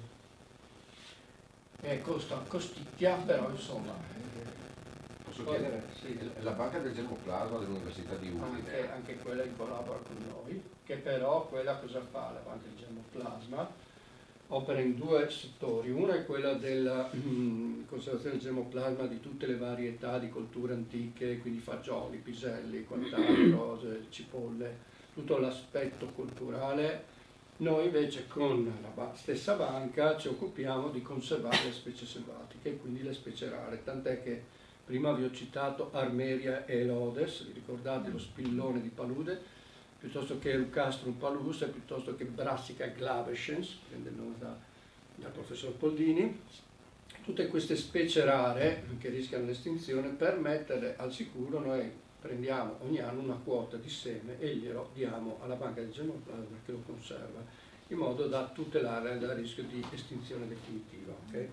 Quindi noi collaboriamo con la banca del germoplasma dell'Università di Udine a questi scopi, però ci sono due branche, una è quella legata alle colture, una è quella legata alle specie selvatiche endemiche. Questa è la... Sì, no, se c'erano anche queste accessioni oppure no? Accessioni di? Cioè di queste specie archeofite? No, oppure... perché le archeofite non sono considerate in pericolo di estinzione, no? Cioè, sono rare, questo sì, cioè nel senso sono diventate in alcune zone, sono scomparse, però per fortuna in altre, tipo hai visto nei Monti Sibillini avete distese enormi, il problema è che in tanti contesti fortemente semplificati proprio non ci sono più. Quindi sono localmente estinte, ma dove trovano le condizioni hanno la possibilità di anche riesplodere, per quello che c'è bisogno di sostenerle. Ecco, questi sono altri esempi di fasce fiorite. E ecco, in estate, a fine giugno, quando è che maturano, fioriscono, abbiamo detto hanno un ciclo sincrono a quello del frumento e quindi tipicamente i papaveri fioriscono insieme al frumento. Quindi quando poi il frumento si raccoglie, in genere anche queste specie hanno esaurito il loro ciclo, hanno fatto cadere i semi, a quel punto quando tutto si è seccato si raccoglie. Una parte del seme cade spontaneamente e quindi rimane nel terreno, però per poter germinare ha bisogno che il terreno venga mosso, questo è importante. Poi per avere sempre la stessa forza, cioè nel senso per rinnovare con lo stesso effetto visivo, bisogna ogni tanto rinnovare e buttarci del nuovo seme. La possibilità è quella che dicevate voi, che è quella di convertire la fascia fiorita di specie, diciamo, annuali, specie segetali archeofite con delle specie perenni. Cosa si fa? Allora, insieme a quello che faremo noi a Palmanova, adesso vi faccio vedere, dopo i primi 2 anni di semina di specie annuali, insieme alle specie annuali ci mettiamo anche le specie perenni. Questo perché? Perché una volta chiuso il progetto non abbiamo più la possibilità di intervenire e rinnovare. Quindi mettiamo le specie annuali in modo da favorire pian piano la transizione da fascia fiorita a, diciamo, prato stabile, cioè prato ricco di quelle specie perenni che poi si dovrebbero rinnovare senza bisogno di andare lì a riseminare ogni anno e a disturbare il terreno, perché pian pianino si viene a costituire un'associazione spontanea su un suolo saldo, cioè su un suolo che non è più lavorato. Questa è anche un'altra opzione, cioè partire dalla fascia fiorita di specie annuali e pian piano trasformarla in un prato fiorito a carattere più stabile, quindi che non ha bisogno di essere rinnovato. Ovviamente l'unica attività che bisogna garantire è lo sfalcio e il mantenimento. Bene, quindi queste sono anche operazioni che potete fare tranquillamente. Dove noi realizzeremo queste fasce fiorite. Perché vi cito il caso di Palmanova? Perché, come vi dicevo, a me sarebbe piaciuto, e qui entriamo anche a fare l'avevamo scritto, no? Cioè cercare di vedere se riusciamo a organizzare assieme anche dei sopralluoghi all'interno di questo progetto. Quindi per esempio qui a Palmanova, vedete, noi cosa abbiamo fatto? Abbiamo fatto un accordo con il comune di Palmanova che ha aderito al progetto. Tutta questa parte verde sono prati stabili che sono inseriti nella banca dati dei prati stabili, tant'è che se voi andate a vedere i bastioni sono circondati da prati che sono anche molto belli. Ok? E quindi dov'è che siamo andati a intervenire? Allora, qui ci sono una serie di lunette, queste qui si chiamano, la cinta esterna si chiamano lunette napoleoniche perché corrispondono alla cinta muraria interna e quella cinquecentesca, molto antica. Questa più esterna è napoleonica, quindi del 1800. Queste lunette si chiamano napoleoniche. In questa zona qui vedete che non ci sono prati stabili, qui e qui. C'erano delle zone fortemente degradate, ricoperte da una corte di vegetazione infestante, ruderale e quant'altro. E quindi lì abbiamo individuato delle fasce dove andare a lavorare il terreno e creare queste fasce fiorite. Perché abbiamo pensato di farlo a Palmanova? Perché insomma è un sito UNESCO. È molto frequentato da turisti e visitatori e quindi diciamo che creare lì una fascia fiorita ha una doppia funzione. Da una parte sostiene gli insetti impollinatori e opera in sinergia con questi prati. Poi dopo lì c'è anche un'associazione che si chiamano Amici delle Api, che hanno già degli alveari, quindi sono felicissimi che noi gli facciamo questa cosa, ma l'altra funzione è una funzione di carattere divulgativo, cioè ci aiuta, proprio perché sono molto belle e attirano l'attenzione, di divulgare la necessità di creare queste fasce anche altrove, quindi diventa una specie di una funzione divulgativa propedeutica per cercare, per esempio, come vorremmo fare qua, di divulgare e di diffondere questa pratica anche altrove, quindi avere anche una certa visibilità. Quindi l'impegno sarebbe quello, se volete, di andare a vedere queste fasce quando saranno fiorite, cioè in maggio, giugno, perché penso che il colpo d'occhio deve essere notevole. Non sappiamo per i risultati, nel senso che cioè è un'attività che maggio-giugno sarebbe bello, perché vai a vedere i prati e a fianco vai a vedere anche le fasce. Però cioè, per quanto riguarda il progetto qui, poi un attimo Massimo anche avrà da dire qualche cosa, pensavamo, perché così un po' avevamo parlato, no? Sì. Ricordi a Udine, di farlo in settembre. Cioè in autunno, perché per motivi proprio vegetazionali. No, avevamo detto in primavera, cioè, perché sia per i magredi, volendo vedere i magredi, cioè i prati stabili, sia per questo il periodo migliore è sempre per maggio, giugno. In autunno vedi il paesaggio, ma non vedi le fioriture. No, ma per la semina, Ah, no, ma sono due robe diverse. Allora, la semina è un'attività pratica che si conduce qui in azienda, ma fatta secondo quella scansione temporale. Sì, io parlavo della semina o della piantagione. No, quella è fatta secondo quelle indicazioni che vi davo. Dopo vi faccio vedere anche per le siepi. Invece, se si vuole fare dei sopralluoghi, un sopralluogo dedicato, mi ricordo che si diceva, ti ricordi il primo incontro? Capito, sì, no, sai il primo incontro. Quello che c'era anche qualcuno appunto dell'ARPA, ti ricordi? Dell'ARPA, mi sembra a Gorizia, insomma c'era uno che è quello che segue anche i giardini storici, l'ARPA, scusa, ah, dell'ERPA, sì. Che anche lui dice sì, che bello, si potrebbe andare a vedere, fare attività anche lì. Sì, tu parli dei sopralluoghi nei vostri siti di restauro, per fare foto, per fare anche... Sì, no, questo tranquillamente in maggio-giugno, sì, no, io avevo capito. Comunque cosa abbiamo messo qui? Qui in entrata di Porta Aquileia, che è l'entrata sud, abbiamo messo Fiordaliso, passa Camomilla Gitaglione.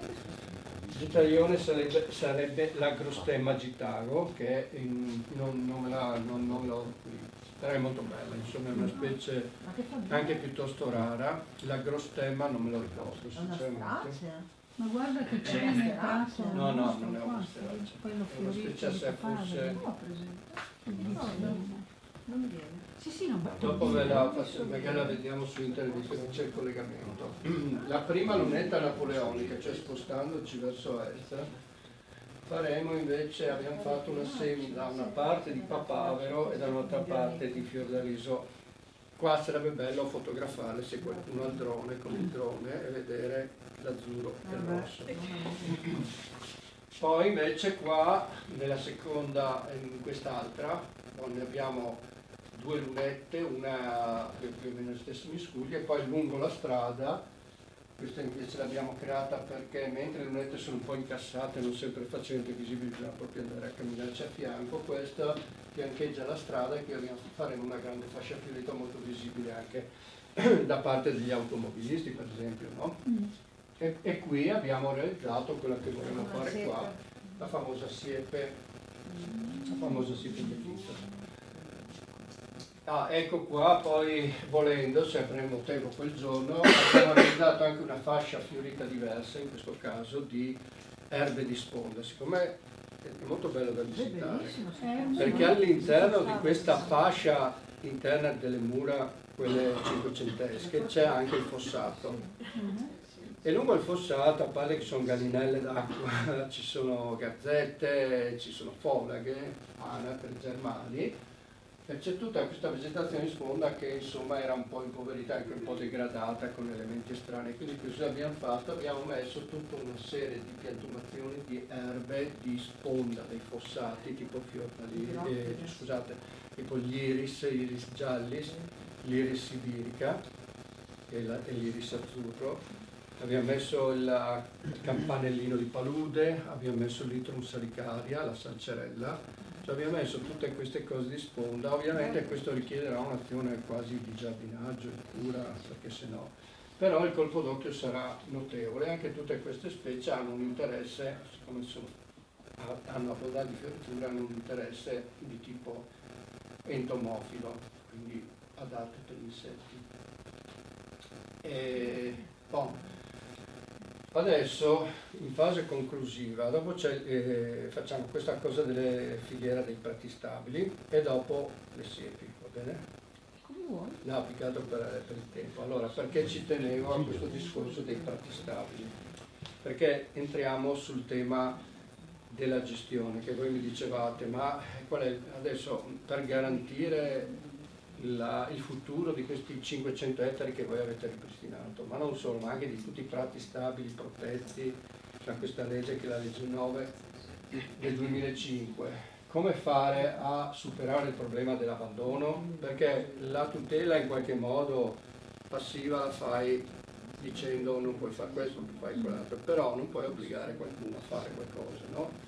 O gli dai degli incentivi oppure devi costruire un altro meccanismo che è appunto la filiera dei prati stabili, cioè all'interno di questo progetto L'Apple in Action una parte è dedicata al miglioramento dei prati, alle fasce fiorite, alle siepi, l'altra è un'azione che ha attirato molto l'attenzione della comunità europea perché è un esempio di proposta gestionale che vorrebbe creare una sinergia pubblico-privato per garantire un tipo di economia sostenibile che quindi è un'economia sostenibile, cioè è una gestione sostenibile sia da un punto di vista economico e sia da un punto di vista ecologico.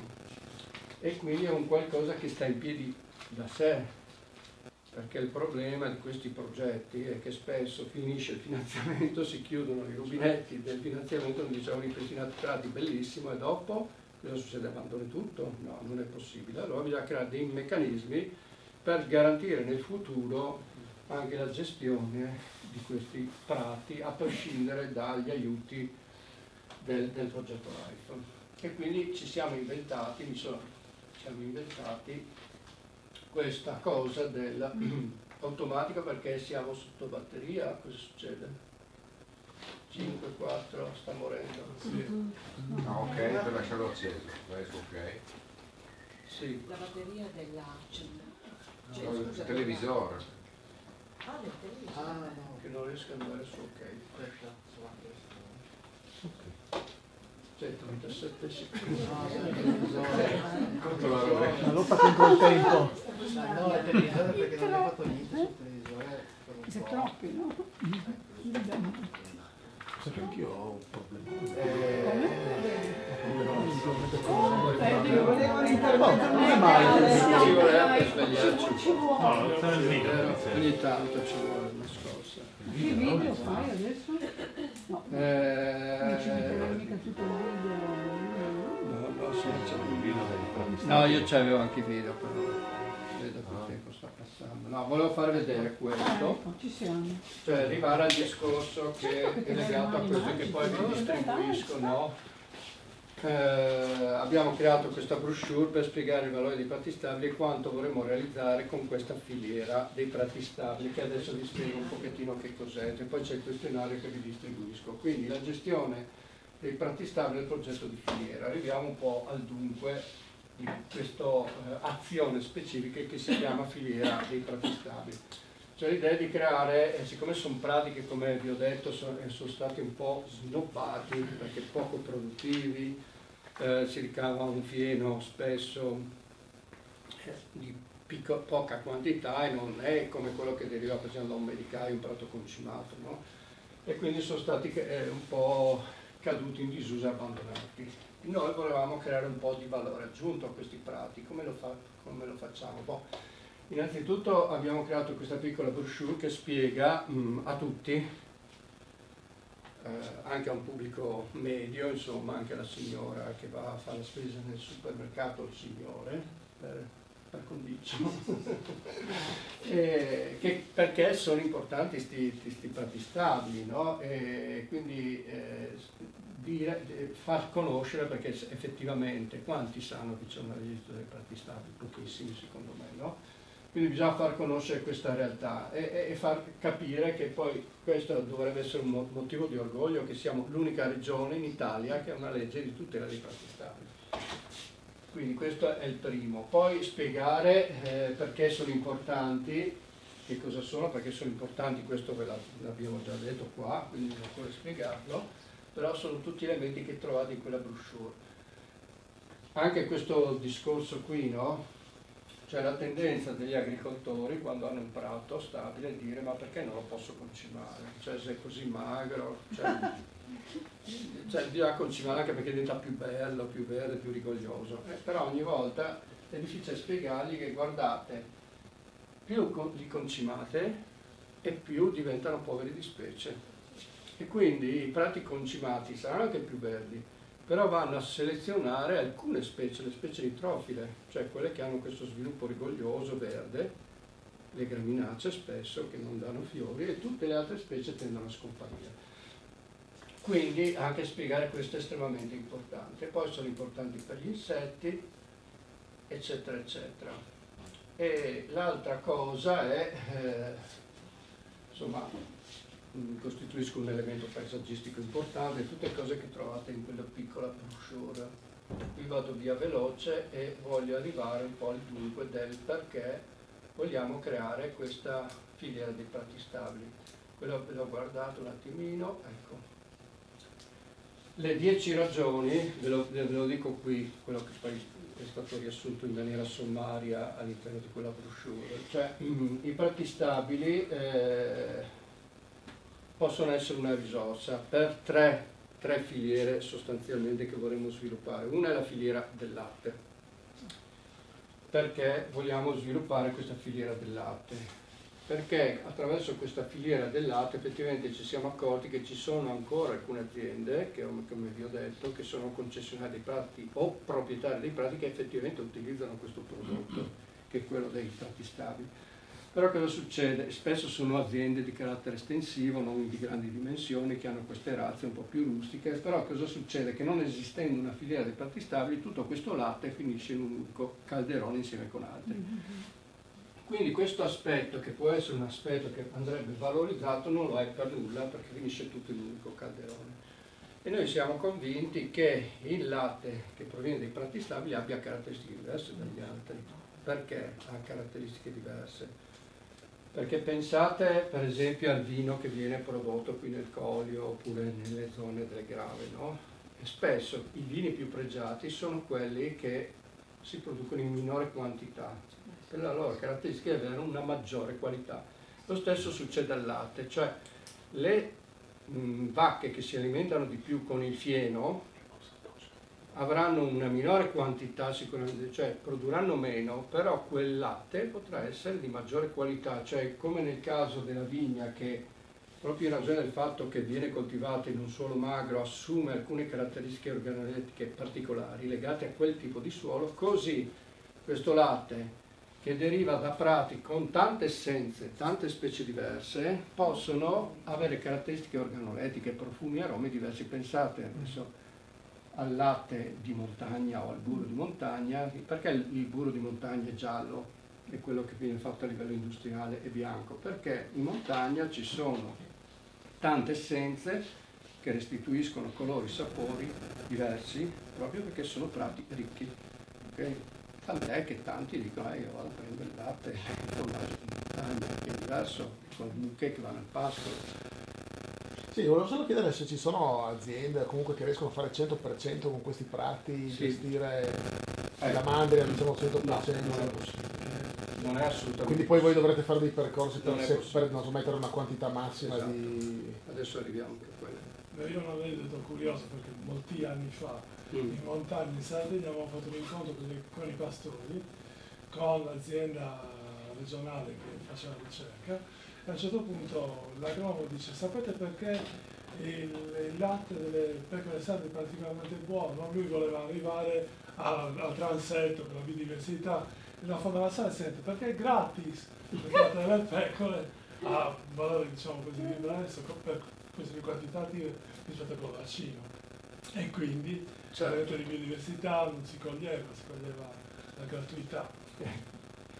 Non è tutto interessante. Allora, tornando a noi, non è possibile che le mucche alimentate solo col fieno non riescono a produrre latte a sufficienza, cioè una parte dell'alimentazione comunque deve essere derivata da concentrati, insomma soia, anche una parte di cose insomma, che gli danno un po' una spinta a livello energetico, no? Però certamente non è che poi tutta l'alimentazione deve essere costituita da questi alimenti concentrati, perché è quello che spesso avviene per esempio negli allevamenti intensivi in cui si usa anche molto, oltre che a questi concentrati farina eccetera eccetera, anche molto gli insilati. Esiste già un'esperienza in Italia che noi vogliamo mutuare, che è quella del latte fieno.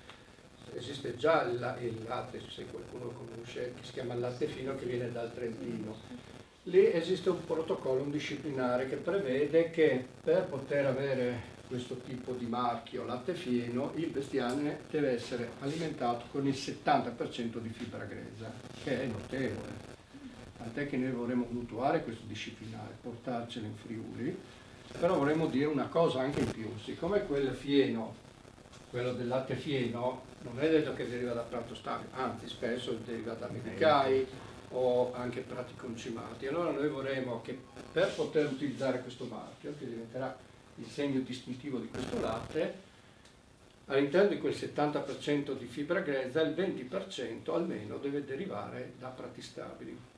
Questo che cosa andrebbe a restituire? Quelle caratteristiche che vi dicevo io, cioè andrebbe a restituire alcune caratteristiche organolettiche che derivano proprio dalla varietà delle essenze, perché ogni essenza, ogni specie restituisce una nota particolare a livello sia organolettico che a livello chimico-fisico del latte, tant'è che sono in corso anche delle analisi dei latti di queste, perché ci sono già allevatori che stanno facendo così, li abbiamo mandati in collaborazione con l'Università di Venezia a un laboratorio che sta a Vicenza proprio per analizzare il latte sia a livello chimico-fisico in laboratorio, ma anche a fare degli assaggi, ci sono degli assaggiatori per vedere se notano queste differenze.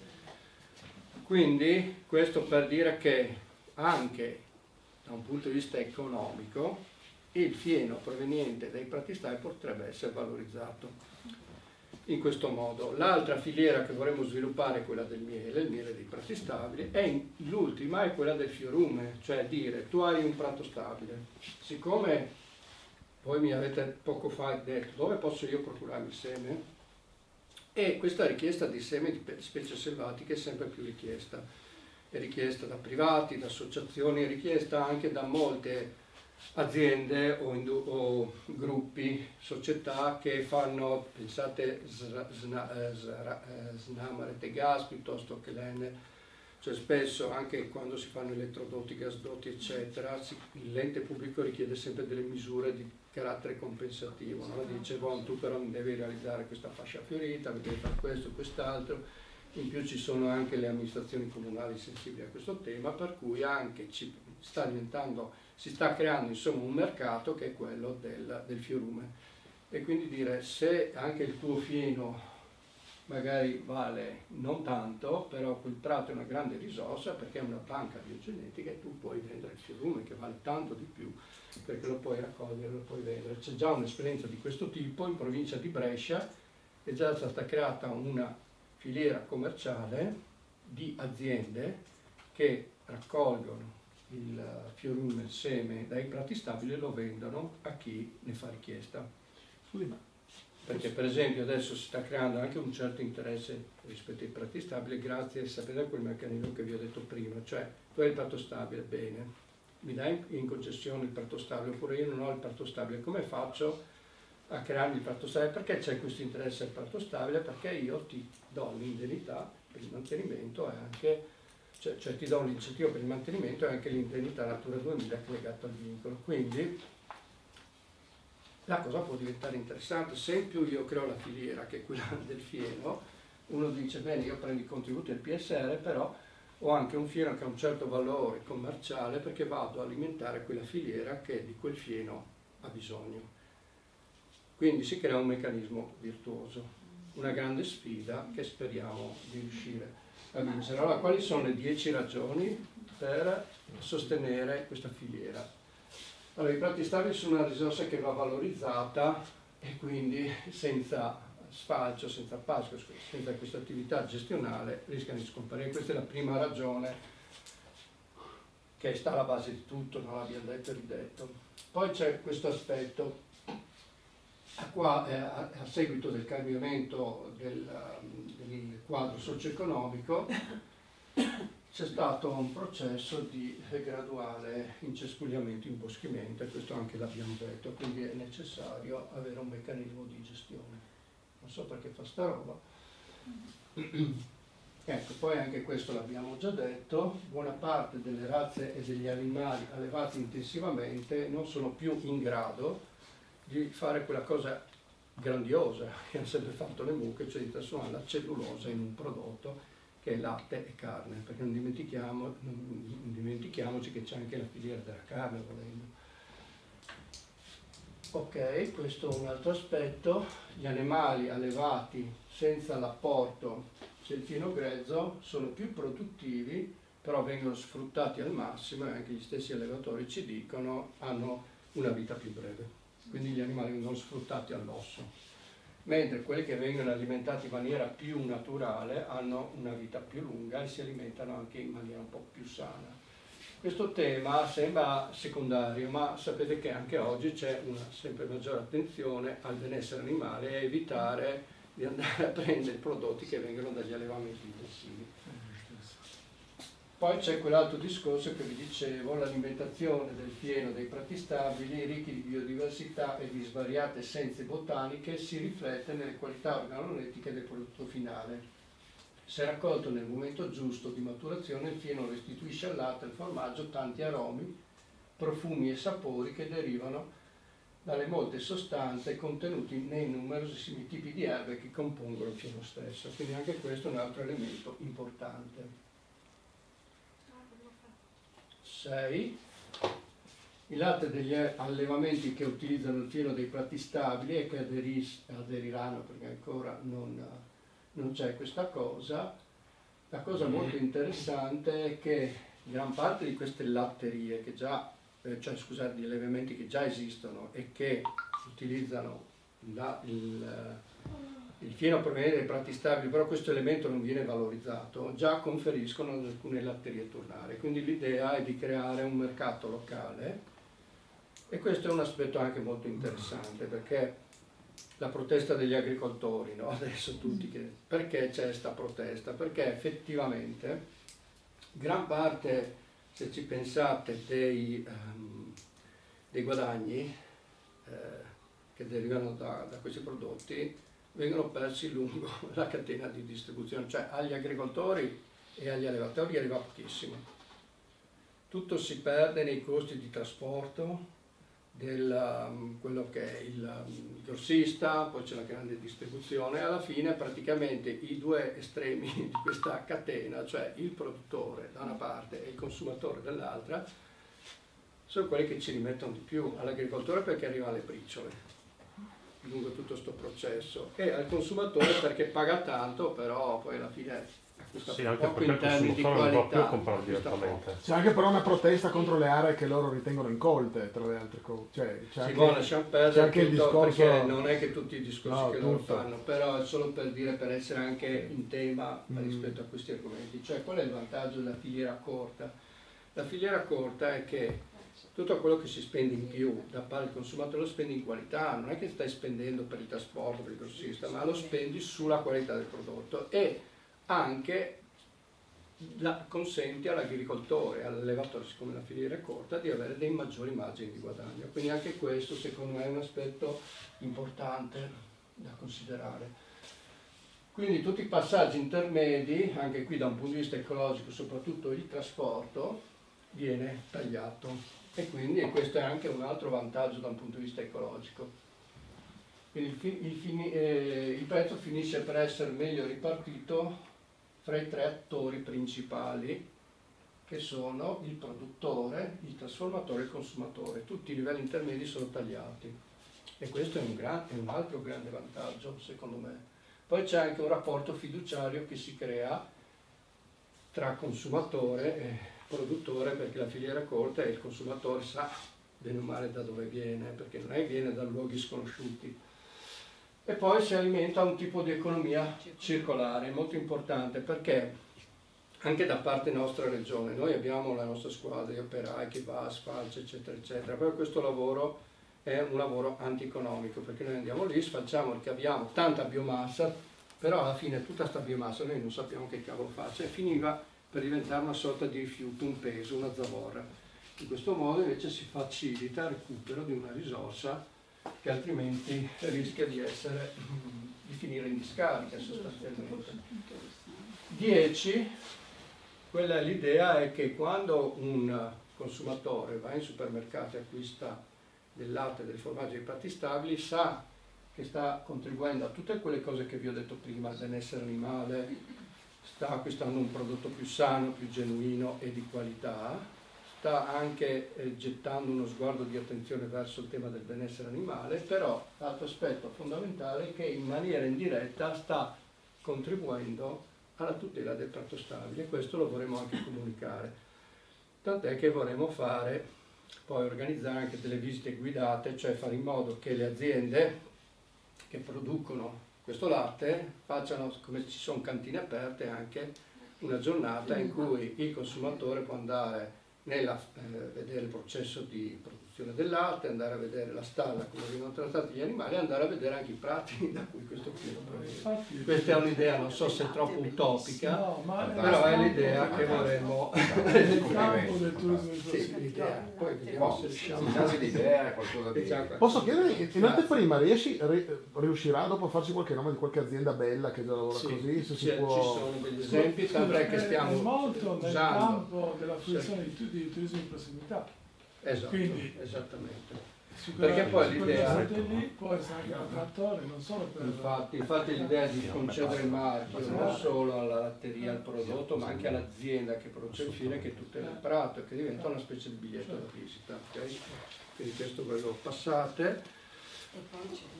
Adesso però c'è il questionario, andiamo veloci perché siamo iscritti alla Sonia, dobbiamo andare a arrivare al siepi, finalmente, eccole qua. Queste sono le siepi mellifere.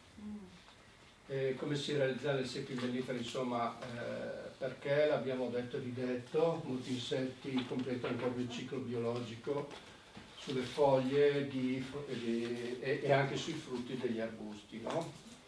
Quali sono, qualcuno mi ha detto quali sono le essenze, no? che si possono usare. Ovviamente qui bisogna distinguere da suolo a suolo. Se ritrovate nell'alta pianura suolo arido ci sono alcune specie, se ritrovate su un suolo un po' più pesante, argilloso, userete delle o specie di carattere mesofilo oppure a carattere umido. Io ve ne cito alcune. La cosa, il vantaggio è, come diceva la professoressa Kukler, scusa, il dottor Fabiani, c'è la possibilità di chiedere al vivaio forestale queste essenze e penso che per finalità di questo tipo, cioè è gratuito. Solo per le associazioni. Sì, però sono piccole così, no? Sono bisogna avere tanta pazienza. Ma infatti bisogna avere tanta pazienza. Allora, velocemente, non tutte, però se qualcuno ha il corniolo, la sanguinella, il biancospino, ci sono due tipi di biancospino, Crategus monogina e Crategus levigata, la più usata è questa, la più comune. Poi c'è il cappello del prete, non so se lo conoscete, sicuramente quelli che fanno la gara sì, frangola, o livello spinoso anche, che è legata ai suoli aridi, il ligustro, molto rustico, il caprifoglio, bellissima. Ci sono due tipi di caprifoglio, quello più profumato e quello peloso, poi c'è il melo, il pruno savio, il ciliegio, il mirabolano, ciliegio canino, questo nel caso, Rhamnus catatica, il prugnolo, la rosa canina e il sambuco. Volevo chiedere, c'è tra queste delle piante che arrivano massimo 1,5 metri? Sì, allora l'idea è di usare arbusti, a parte il melo, il ciliegio, che hanno uno sviluppo più grande. Se uno vuole avere uno sviluppo più contenuto, esclude quelli che poi tendono a diventare albero, usa essenze più piccole tipo il ligustro, e anche la rosa canina, cioè frangola, cioè specie che se anche potate, perché andrebbero potate contenute, possono essere tenute basse. Quindi lì si tratta di utilizzare le essenze e di anche fare delle potature delicate per evitare che poi questo diventi enorme. Lì ovviamente è una questione di tipo gestionale. Ovviamente poi ci sono quelle specie di ambiente più umido o mesofilo, il ciavardello, la lantana, la palla di neve, la frangola e il sambuco. Il sambuco va più qua che qui, cioè è più da specie di ambiente mesofilo umido. Come si mettono a dimora? Ecco, allora c'è il solito discorso di ripulitura del terreno se non è stato fatto. Va sempre fatto la preparatura del terreno se non è stata fatta. La collocazione, ecco, io consiglio sempre di utilizzare del telo pacciamante biodegradabile o in alternativa la paglia, che però va rinnovata, mentre il telo pacciamante, se è biodegradabile, dovrebbe durare 2-3 anni e poi pian pianino degradarsi.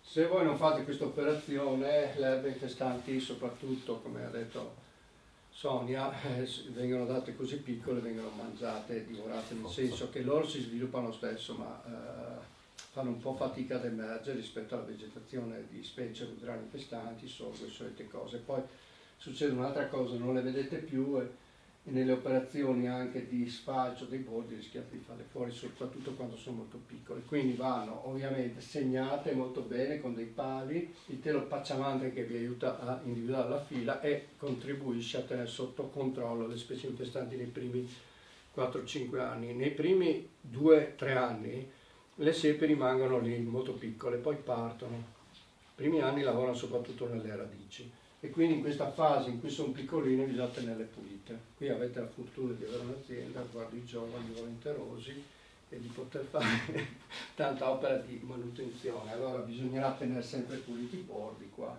Questi si può fare col decespugliatore. Ovviamente dove ci sono i buchi, perché si crea sempre un buco, bisognerà andare a fare un'operazione di scerbatura, cioè di andare a tirare via con le mani. I sesti d'impianto. O si fa a fila unica, noi facciamo degli impianti molto fitti, anche 40 cm da una all'altra, ma questo perché? Perché sono piccoline, magari subiscono degli stress, poi noi le mettiamo anche lì e non abbiamo la possibilità di seguirle come le seguite voi più spesso. Quindi nel nostro caso le mettiamo a distanza di 40 cm perché qualcuna muore, non riusciamo sempre ad assicurare le bagnature con le stati poi che abbiamo avuto, figuriamoci. In un'azienda, se sono seguite bene, si può aumentare la distanza perché c'è una maggior probabilità di sopravvivenza, quindi potrebbe essere anche 50-60 cm sulla fila. Se anche ne avete qualcuno in più, paziente, almeno avere qualcuno in più che qualcuno in meno. L'altra possibilità è di fare una doppia fila zigzag, quindi praticamente una doppia fila in cui le piantine sono distanziate di 80 cm, però siccome le linee sono le due righe sono sfalsate è come se aveste una pianta distante più o meno 40 cm l'una dall'altra. Comunque queste sono più o meno le indicazioni per realizzare la siepe. Poi l'altra cosa importante è dove ci sono lepri, caprioli, immagino che qui ce ne siano. Sì, qui ci sono. Ecco, fare gli shelter, mettere gli shelter. Sapete cosa sono gli shelter? Sono dei manicotti che si fanno in rete trasparente, cioè o si acquistano, sono delle rettine trasparenti che praticamente vanno a proteggere come un tubo, si infilano e le lepri non possono andare perché vanno proprio, ce le fanno fuori fin dalla base. Poi non è che muore la siepe, però fa più fatica a svilupparsi, poi neanche la vedete più perché rimane solo. Quindi per aiutare in queste prime fasi si mette lo shelter, che però dopo deve essere rimosso. Alcuni le fanno in maniera anche artigianale, con per esempio le bottiglie di acqua minerale, le tagliano e le infilano. Si può fare anche questo, perché l'importante è che venga protetto il colletto fino a un'altezza di più o meno questa altezza qui. Se lo shelter è un po' più lungo, però lo shelter viene messo quasi sempre in campagna dove ci sono lepri, caprioli, cinghiali, cioè perché fanno veramente il disastro. Poi non si sa perché sono particolarmente attratte. Gli animali sono attratti da tutto quello che vedono di strano, anche quando noi mettiamo giù le piantine, sembra incredibile, quelle del vivaio. Mettiamo giù queste zole con le piantine, il giorno dopo tutte ribaltate, dai cinghiali, dai caprioli, sono attirate, sono incuriosite, poi ci sono questi germogli molto freschi, però non è che si limitano a mangiare, poi le strappano e quindi ci fanno dei disastri. Cornacchie, cinghiali sono la nostra rovina da un punto di vista, cioè i cinghiali non ne parliamo perché sono devastanti. Va bene. Ma qui Massimo ci sono, no, cinghiali no. Ovviamente anche qui sono tante lepri, caprioli. Per evitare quando principalmente quella domesticali. Poi voi dovete immaginare che quando perdono le foglie, no, d'inverno, già sono piccole, c'è solo un bastoncino, rischiate manco di vederlo. Allora bisogna sempre mettere dei pali lungo la fila in modo da segnare fino a che non si sviluppano bene, in modo da tenere sempre ben segnata la presenza di ogni singola piantina, quindi con un piccolo tutore, no? Se c'è la possibilità. E poi purtroppo, ma qui non avete un problema perché avete l'azienda, però se voi le mettete come facciamo noi in pieno campo, se non fate le irrigazioni di soccorso con le estati che abbiamo avuto, rischiano anche di morire. Ecco, quindi questo è. Gli aspetti divulgativi sono fondamentali e qui ci intrecciamo al discorso che si faceva qui, tutto quello che si può fare per rendere questo luogo un luogo visitabile e attrattivo anche per le scuole. Noi abbiamo fatto questa bella pubblicazione che abbiamo distribuito alle scuole, c'è anche un progetto dedicato che si chiama I nostri amici impollinatori, perché l'attività divulgativa è fondamentale per comunicare questi aspetti. Cosa si può fare nel proprio piccolo, anche qui, per cercare di aiutare la presenza degli insetti? Perché spesso c'è questa anche percezione un po' negativa, soprattutto da parte dei piedi. C'è una paura atavica sostanzialmente degli insetti, così come c'è per le vipere, tutto quello che punge fa paura, no? Quindi l'ape, eccetera, eccetera. Quindi si tratta anche di vincere un po' una specie di... Cosa si può fare per aiutare nel proprio piccolo la presenza degli insetti, evitare l'uso di possibilmente sostanze tossiche o velenose? Quindi ci sono una serie di sostanze che nel vostro piccolo, non so se voi usate per la coltivazione antiparisera, No, non usiamo antiparassitari, insetticidi, però quello si può usare perché è consentito anche nella agricoltura biologica. Allora, io vi dico alcune di queste cose. Per esempio, uno dei principali problemi, come è noto, sono gli afidi e le cocciniglie, che spesso si possono tenere sotto controllo con il sapone di Marsiglia, cioè nel terrazzo del balcone questo funziona. Su dimensioni più grandi non so quanto sapone dovete prendere, però il sapone è in qualche modo crea una pellicola che impedisce agli afidi di respirare, quindi quelli muoiono. Abbiamo visto che è efficace. Poi ci sono i decotti di ortica e aglio, anche qui se avete un balcone si può fare, se avete un'azienda diventa un po' problematico.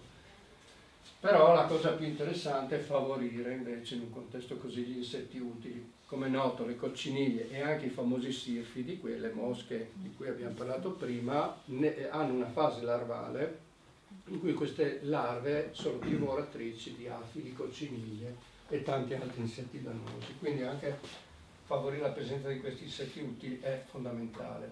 Qui come arricchire balconi, giardini e anche magari l'azienda creando queste fasce fiorite, in questo caso però sono fasce fiorite anche a carattere permanente, cioè qui ci sono tutta una serie di essenze che si possono mettere per favorire la presenza degli insetti. E io ve ne cito solo alcune che ho trovato e che ci sono anche nella pubblicazione. E vabbè, qui c'è l'elenco e più che fare l'elenco ve le mostro che così è più, secondo me, più efficace. Sono queste boraginacee, queste dalla fioritura azzurra. Vabbè, qui c'è il problema di sono sempre boraginacee le prime, poi c'è la cicoria selvatica. Cicoria selvatica che fa fioriture azzurre eccezionali, quella è una specie perenne, per esempio. Ma si trova in seme? No, anzi è una specie bienne, perdonate, una specie che dura, però non ha bisogno di rimuovere il terreno. Ma si trova insieme la cicoria selvatica? Si trova insieme, il semenostrum per esempio, di cui vi dicevo, produce tutte queste cose. A fianco a quelle perenne ci sono anche le annuali. Ovviamente le annuali sono avvantaggiate nella prima fase, poi tendono un po' a regredire, tipo il fiordaliso. Poi c'è la linaria, c'è questa che è bellissima, l'Onobrichis, che ci sono vari tipi di Onobrichis, arenaria, vicifolia e quant'altro. C'è la malva, c'è sia questa malva che l'alcea, è piuttosto rara, è molto bella, fortemente attrattiva. Abbiamo la malva silvestris, qua sembra piccolina, ma ecco perché anche la malva, quella più comune, che a volte quando la seminate crea queste macchie molto belle, molto attrattive. Poi abbiamo ovviamente la margherita, un tempo diffusissima, non sto parlando della pratolina, ma proprio della margherita, che anche quella insomma sta diventando rara. Abbiamo gli origani, ecco per esempio ci sono tutta una serie di essenze che sia in azienda che nei balconi che negli orti, oltre ad essere aromatiche, avere un uso in cucina ed essere fortemente attrattive per gli impollinatori, invece allontanano gli insetti, quelli fastidiosi, e non a caso si utilizzano le creme, la cedronella, tutti questi oli essenziali. Questi oli essenziali hanno la capacità di allontanare, tenere lontani gli insetti che vi danno fastidio, quindi potrebbe essere utile anche per evitare di essere azzannati dalle zanzare tigre. Come fate a risolvere il problema? Qui avete tante zanzare. Io sono qui da poco, glielo dico. Okay. Sono anche allergico alle zanzare, quindi la vedo male per quest'estate. Sì, infatti. No, perché sta diventando un problema anche fare orticoltura, cioè andare in giardino a fare il giardinaggio, cioè alle 4 del pomeriggio viene assalito. L'orto senza l'acqua, no? Quello molto asciutto. Sì, però poi dopo in realtà loro vanno nei piccoli anfrati, nei sottovasi, magari c'è il vicino di casa che ti tiene il sottovaso, cioè sì, boh, ma tocca sopportare. Sì. Ci sono altre non abitare in condominio. Diciamo che una volta non c'era il problema delle zanzare tigre, cioè le zanzare venivano di notte ma non rompevano le scatole. Tu chiudevi la finestra nel pomeriggio. Li vogliono in nepeta, eccetera, eccetera. Gli origani vari, la salvia officinalis, la salvia, ecco, interessante, il rosmarino si chiama salvia rosmarinus, quindi sì, è lo stesso genere del rosmarino, infatti è lo stesso fiore. Tutte queste, oltre a essere piante officinali e aromatiche da utilizzare in cucina, hanno questo triplice vantaggio, cioè quindi tenere lontani gli insetti molesti, almeno in parte, e anche essere utili per gli impollinatori. Costruire le bugs hotel, anche questa è un'attività che potete fare qui, per esempio, no? Bugs hotel sono queste costruzioni, così come ci sono le bug box, ci sono i nidi per gli uccelli, adesso stanno diventando sempre più di moda queste, per dei piccoli rifugi per gli insetti. Quindi sì, appunto, domanda. Funzionano, però non sono tutti quegli insetti che vengono e sono impollinatori, ci sono anche vespe e quant'altro, però alcuni di questi sì. Allora, dove collocarli? In un angolo del giardino, di un cortile, qui per esempio, in un luogo riparato, questo è importante, riparato dal vento e dalla pioggia. I materiali utilizzabili sono anche abbastanza modesti e facili da reperire, sono fasci di canne che poi vengono tagliati, vanno chiusi a un'estremità con anche dell'argilla, si possono creare anche con l'argilla, la plastilina o il DAS, si creano dei piccoli fori di queste dimensioni e di questa profondità. Ovviamente ognuno di queste tipologie viene colonizzato da un insetto di tipo diverso. Un tronchetto di legno dove praticare dei fori, altri materiali utili sono mattoni forati, cartone ondulato, paglia, fieno, erba secca, tronchetti, pigne, pietre, tegole e quant'altro.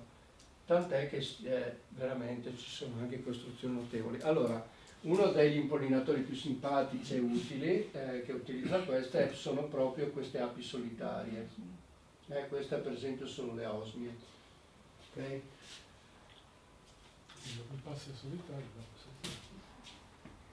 Poi ci sono sempre questi menotteri che sono i megachilice. Il megachile in Italia è rappresentato da 39 specie e queste api solitarie sono conosciute anche come api tagliafoglie. Tu parlavi di vespe, queste sono api tagliafoglie o api tappezziere per la loro caratteristica di tappezzare le celle con porzioni di foglie fresche con cui creano dei sigari all'interno delle cavità scelte per la nidificazione. Molto interessante anche per i bambini fare queste robe. Ma la vita di un'ape selvatica è più lunga dell'ape domestica coltivata? Allevata? Non lo so, perché anche loro hanno comunque anche le api domestiche vanno in una fase invernale, poi cioè alcune muoiono, alcune sopravvivono. Sì. Io penso che dipende anche da storia dell'alveare. Complessa la storia dell'alveare. Molto, è affascinatissima. Ecco, questa cosa secondo me è molto interessante perché dice costruire una bugs hotel insieme ai bambini. Peccato che non c'è la maestra, però questo vale anche per i ragazzi.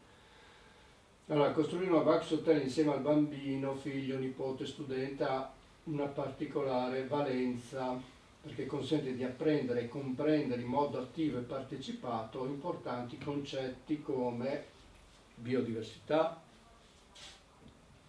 rispetto per la vita, conoscenza del proprio ambiente, manualità, direi che è una cosa importante, capacità di osservazione e responsabilità. Appena inizierete con loro a costruire il vostro hotel, guarderete l'ambiente che vi circonda con occhi nuovi, cioè si cerca anche di far vincere quella diffidenza e l'ostilità naturale che si ha verso il mondo degli insetti, che è un po' una roba atavica. Per i ragazzi sarà una vera avventura esplorare in un modo che non conoscono o che conoscono poco o male o di cui spesso hanno timore. Hanno una funzione antistress perché come tutte le attività e gli hobby manuali hanno questa funzione, infatti anche il giardinaggio. È un'attività fortemente interconnessa a chi pratica e ama il giardinaggio, con chi ama e pratica il giardinaggio, infatti secondo me in ogni giardino, orto cosa si potrebbe realizzare una cosa di questo tipo. La fatica fisica è compensata dal recupero di energie psichiche, eccetera, eccetera, cioè tutte queste cose riguardano in realtà il giardinaggio e tutto quello che si può fare di bello e manuale in ambienti aperti. Io direi che possiamo chiudere qua. Abbiamo chiuso il 18:10. Abbiamo 18:10. Ecco, qua se volete prendervi nota, ecco, come costruire il Bugs Hotel. lo trovate qui, cliccate, c'è il PDF e qui c'era un bellissimo video che per le vostre colleghe che spiega ai bambini l'importanza degli insetti e come non averne paura, ma invece... Sì, e qui nella tempesta c'è proprio un luogo dove c'è il materiale ideale, no? Sì, ma ce n'è anche il vostro bambuetto lì. Sì. Sì, allora, no, ma lo potete perché dopo ci vedremo noi. Me lo fate avere questo attraverso, perché se no lo compilate adesso vi occupa 5 minuti.